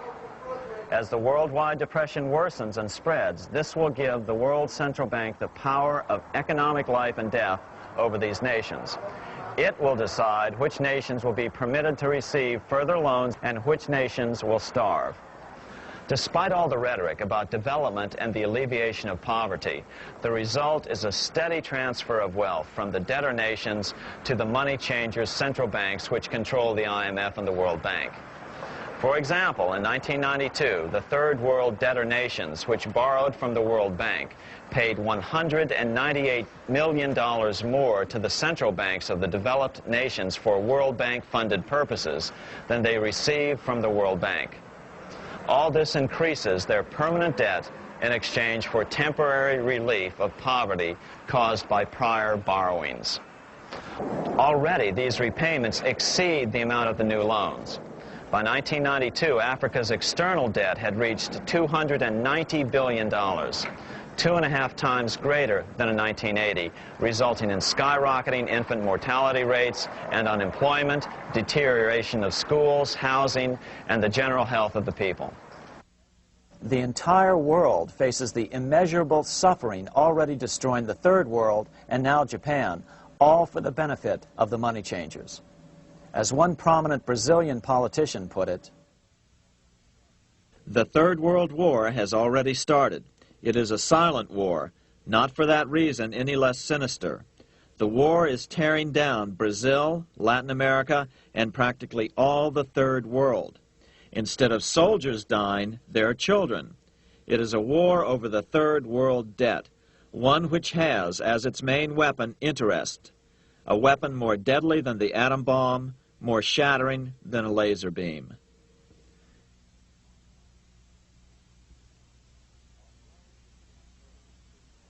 Although it would be absurd to ignore the pivotal role played by influential families such as the Rothschilds, the Warburgs, the Schiffs, the Morgans, and the Rockefellers in any review of the history of central banking and fractional banking, keep in mind, by now, central banks and the large commercial banks are up to 3 centuries old and deeply entrenched in the economic life of many nations. These banks are no longer dependent on clever individuals such as a Nathan Rothschild. Years ago, the question of ownership was important, but no longer. For example, both the Bank of England and the Bank of France were nationalized after World War II, and nothing changed, nothing at all. They endure and continue to grow, now protected by numerous laws, paid politicians, and mortgaged media, untouched by the changing of generations. 3 centuries have given them an aura of respectability. The old school tie is now worn by the 6th generation son, who's been raised in a system that he may never question as he is named to serve on the governing boards of countless philanthropic organizations. To focus attention today on individuals or families, or to attempt to sort out the current holders of power, serves little useful purpose and would be a distraction from the cure. The problem is far bigger than that. It is the corrupt banking system that was and is being used to consolidate vast wealth into fewer and fewer hands that is our current economic problem. Change the names of the main players now, and the problem will neither go away nor even miss a beat. Likewise, among the hordes of bureaucrats working in the World Bank, central banks, and international banks, only a tiny fraction have any idea of what's really going on. No doubt they'd be horrified to learn that their work is contributing to the terrible impoverishment and gradual enslavement of mankind to a few incredibly rich plutocrats. So really, there's no use in emphasizing the role of individuals anymore. And the problem even transcends the normal spectrum of political right and left. Both communism and socialism, as well as monopoly capitalism, have been used by the money changers. Today, they profit from either side of the new political spectrum. The big government, welfare state on the so-called left wing versus the neoconservative, laissez-faire capitalists who want big government totally out of their lives on the right wing. Either way, the bankers win. Monetary reform is the most important political issue facing this nation. That clarified, let's proceed to the conclusions in the spirit Lincoln declared, with malice towards none, with charity towards all. At the start of this video, we ask a number of troubling questions. Let's be sure we've answered them. What's going on in America today? Why are we over our heads in debt? Why can't the politicians bring debt under control? Why are we over our heads in debt? Because we're laboring under a debt money system that is designed and controlled by private bankers. Now, some will argue that the Federal Reserve System is a quasi-governmental agency. But the President appoints only 2 of the 7 members of the Federal Reserve Board of Governors every 4 years. And he appoints them to 14-year terms, far longer than his own. The Senate does confirm those appointments, but the whole truth is that the President wouldn't dare appoint anyone to that board of whom Wall Street does not approve. Of course, this does not preclude the possibility that some honorable men may be appointed to the Board of Governors. But the fact is that the Fed is specifically designed to operate independently of our government, as are nearly all other central banks. Some argue that the Fed promotes monetary stability. We saw the current head of the Bank of England, Eddie George, claim that this was the most important role of a central bank. In fact, the Fed's record of stabilizing the economy shows it to be a miserable failure in this regard. Within the first 25 years of its existence, the Fed caused 3 major economic downturns, including the Great Depression, and for the last 30 years has shepherded the American economy into a period of unprecedented inflation. Again, this is not some wild conspiracy theory. It's a well-known fact among top economists.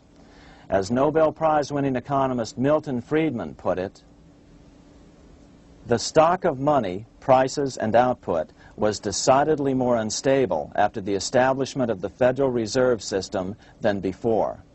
The most dramatic period of instability in output was, of course, the period between the 2 wars, which includes the severe monetary contractions of 1920-21, 1929-33, and 1937-38. No other 20-year period in American history contains as many as 3 such severe contractions. This evidence persuades me that at least a third of the price rise during and just after World War I is attributable to the establishment of the Federal Reserve System, and that the severity of each of the major contractions, 1920-21, 1929-33, and 1937-38, is directly attributable to acts of commission and omission by the reserve authorities. Any system which gives so much power and so much discretion to a few men so that mistakes, excusable or not, can have such far-reaching effects is a bad system. It is a bad system to believers in freedom just because it gives a few men such power without any effective check by the body politic. This is the key political argument against an independent central bank. To paraphrase Clemenceau, money is much too serious a matter to be left to the central bankers. We must learn from our history before it is too late. Why can't politicians control the federal debt? Because all our money is created out of debt. Again, it's a debt money system. Our money is created initially by the purchase of U.S. bonds. The public buys bonds like savings bonds, the banks buy bonds, foreigners buy bonds, and when the Fed wants to create more money in the system, it buys bonds, but pays for them with a simple bookkeeping entry which it creates out of nothing. Then this new money created by the Fed is multiplied by a factor of 10 by the banks thanks to the fractional reserve principle. So although the banks don't create currency, they do create checkbook money or deposits by making new loans.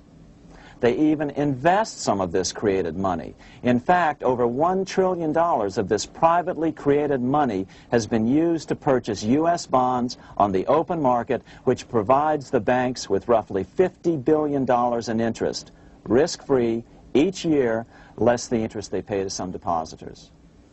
In this way, through fractional reserve lending, banks create over 90% of the money and therefore cause over 90% of our inflation.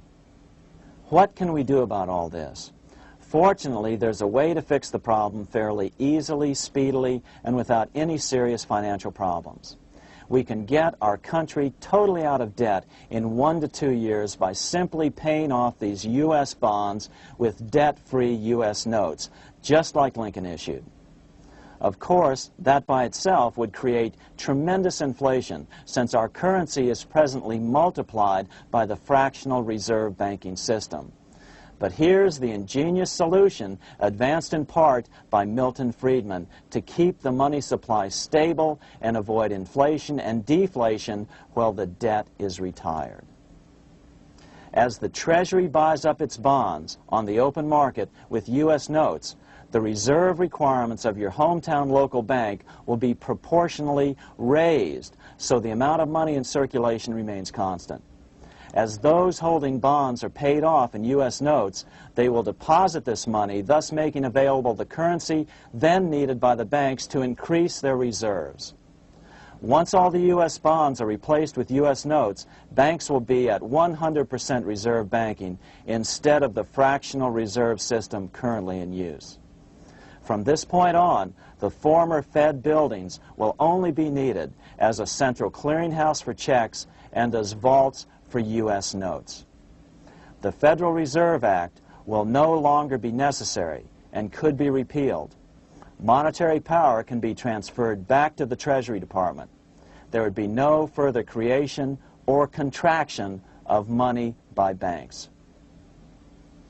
By doing it this way, our national debt can be paid off in a single year or so, and the Fed and fractional reserve banking abolished without national bankruptcy, financial collapse, inflation or deflation, or any significant change in the way the average American goes about his business. To the average person, the primary difference would be that for the first time since the Federal Reserve Act was passed in 1913, taxes would begin to go down. Now there's a real national blessing for you, rather than for Hamilton's banker friends. Now let's take a look at these proposals in more detail. Here are the main provisions of a Monetary Reform Act which needs to be passed by Congress. We've drafted a proposed Monetary Reform Act which follows at the end of this tape. Of course, variations with the same results would be equally welcome. 1. Pay off the debt with debt-free U.S. notes.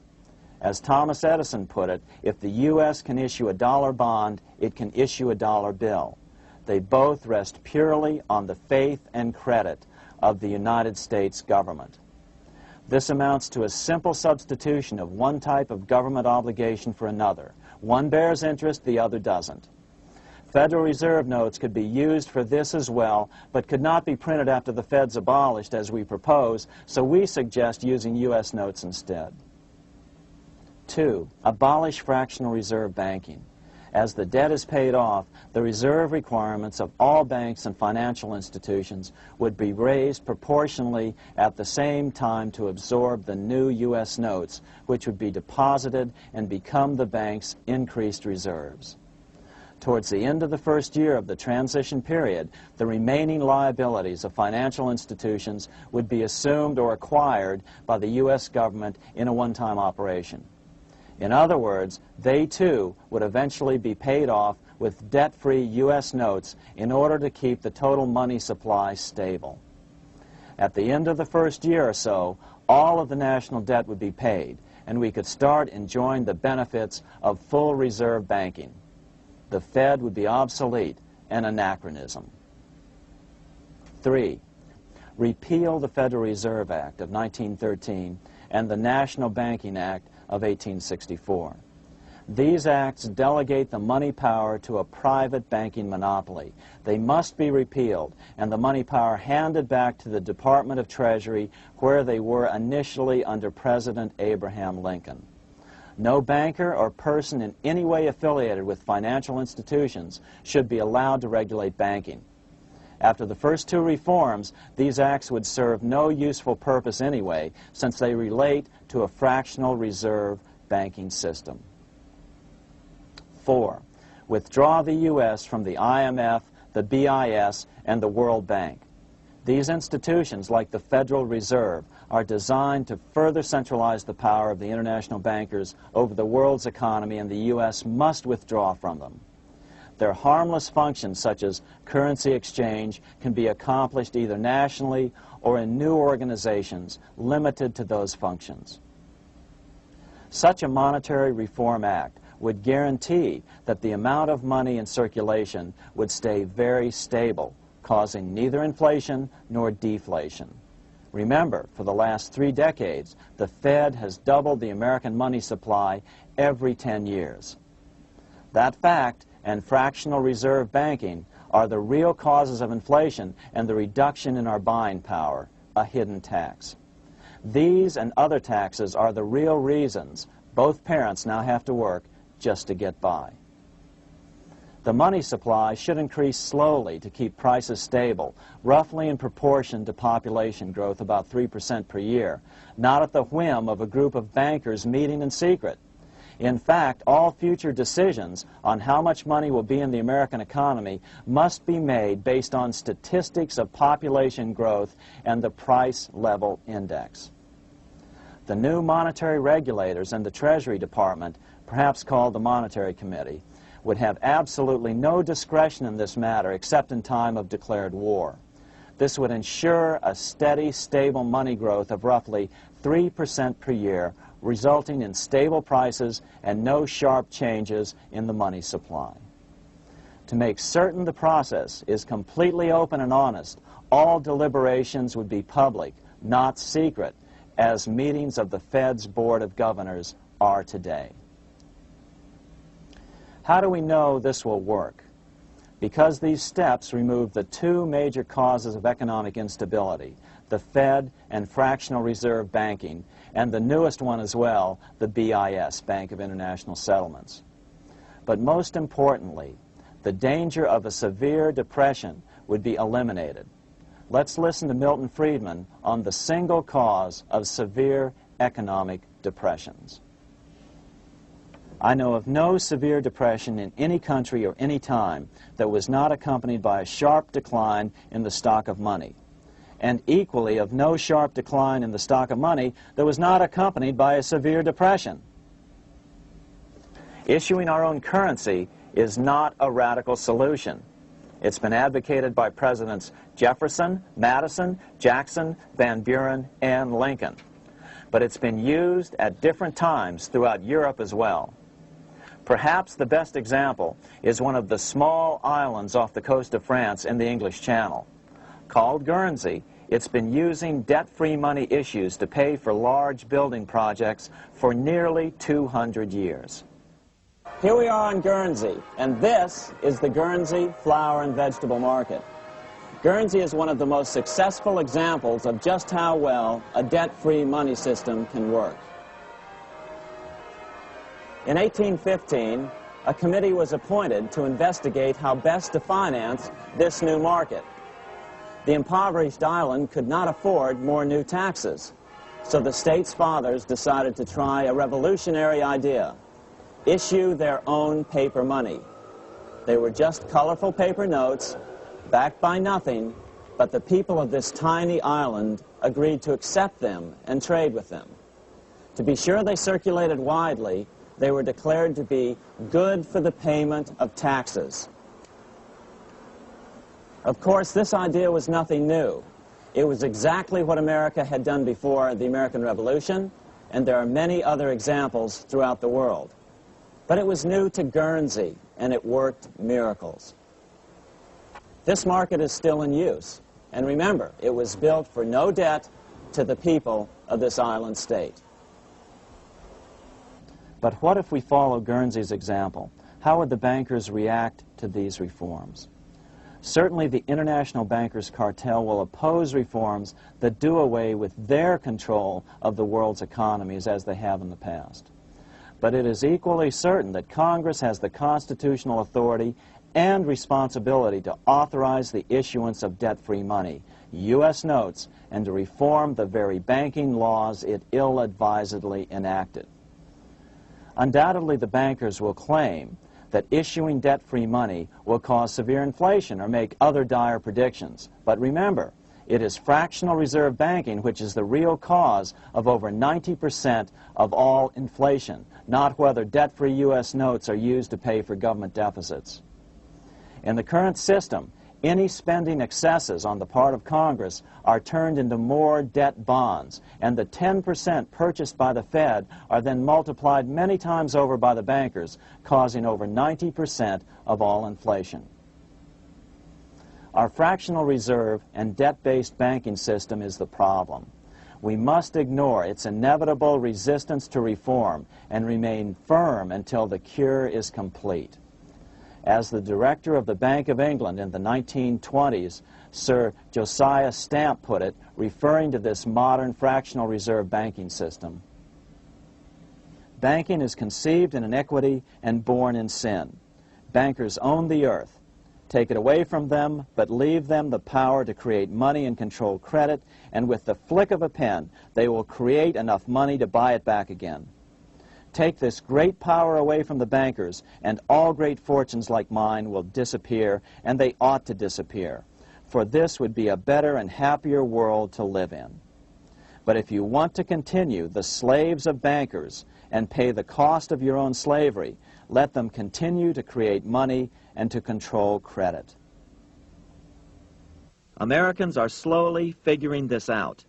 Today, over 3,200 cities and counties have endorsed the proposal of a nonprofit organization called Sovereignty. The Sovereignty movement calls for Congress to authorize the Secretary of the Treasury to issue $90 billion per year of U.S. notes, not Federal Reserve notes nor debt-based bonds, to loan money interest-free to cities, counties, and school districts for needed capital improvements. Remarkably, and to their praise, the Community Bankers Association of Illinois, representing 515 member banks, has endorsed this sovereignty proposal, a good step in the right direction.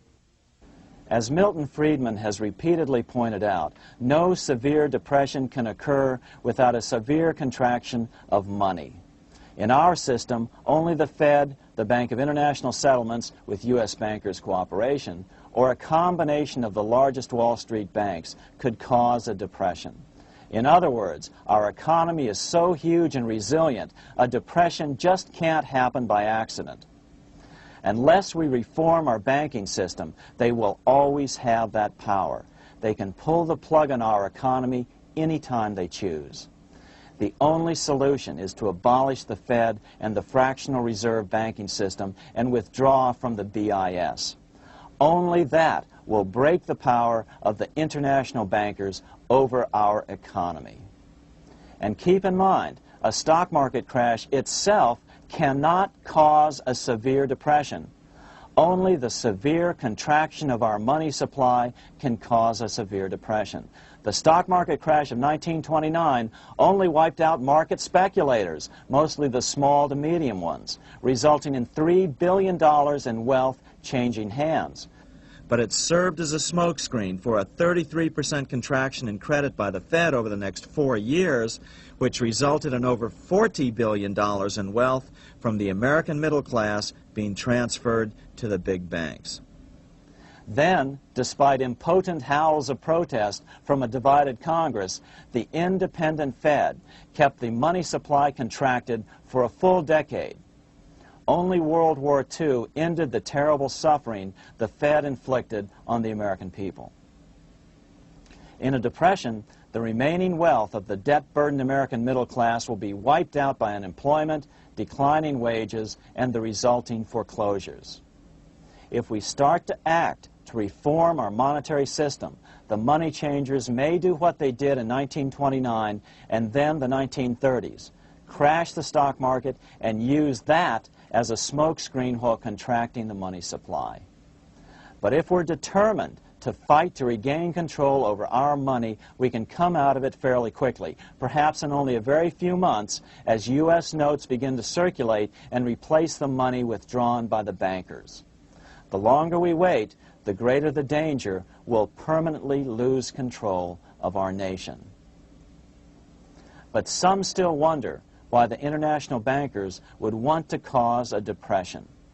Wouldn't that be killing the goose that is currently laying all those golden interest eggs? Remember what Larry Bates said at the first of this videotape. You see, in periods of economic upheaval, in economic crisis, wealth is not destroyed. It is merely transferred. Do we have any hints as to what the money changers have in store for us?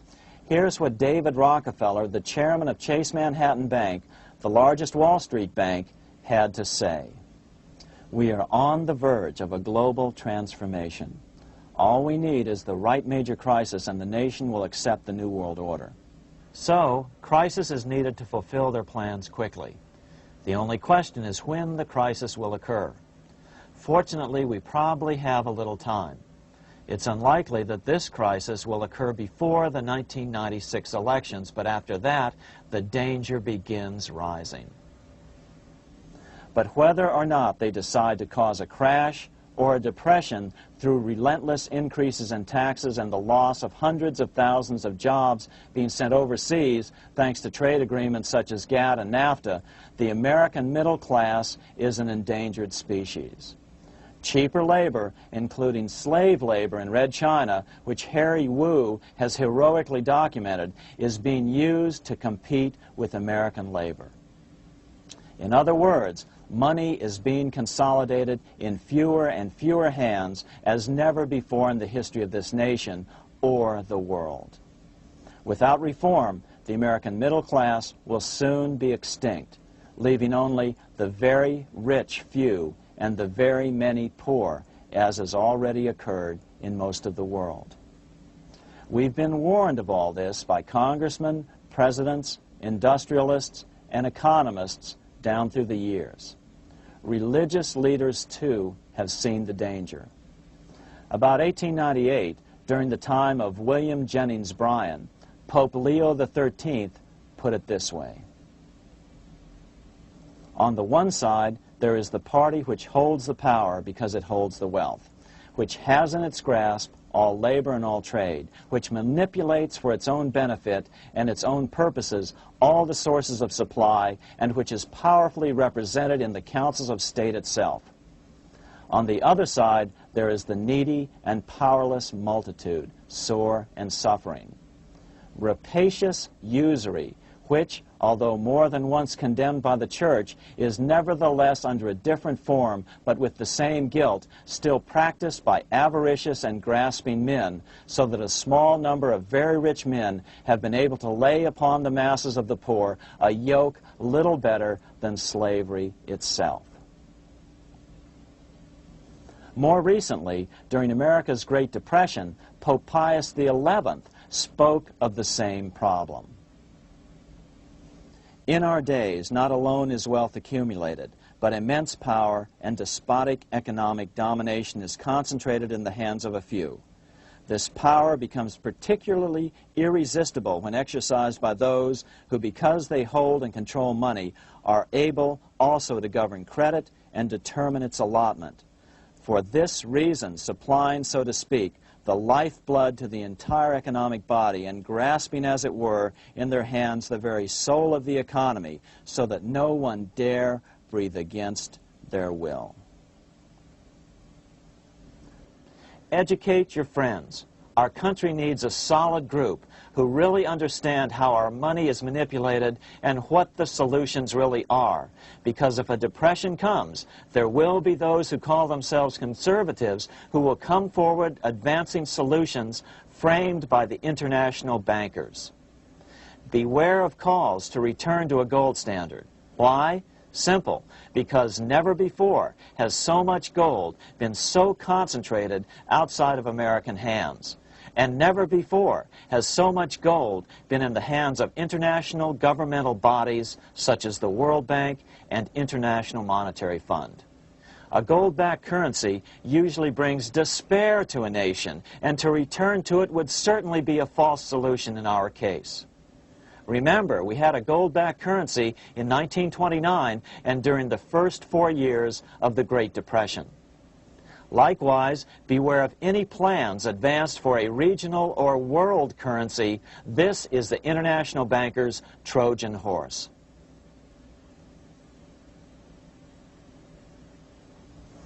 Educate your member of Congress. It only takes a few persuasive members to make the others pay attention. Most congressmen just don't understand the system. Some understand it, but are so influenced by bank PAC contributions that they ignore it, not realizing the gravity of their neglect.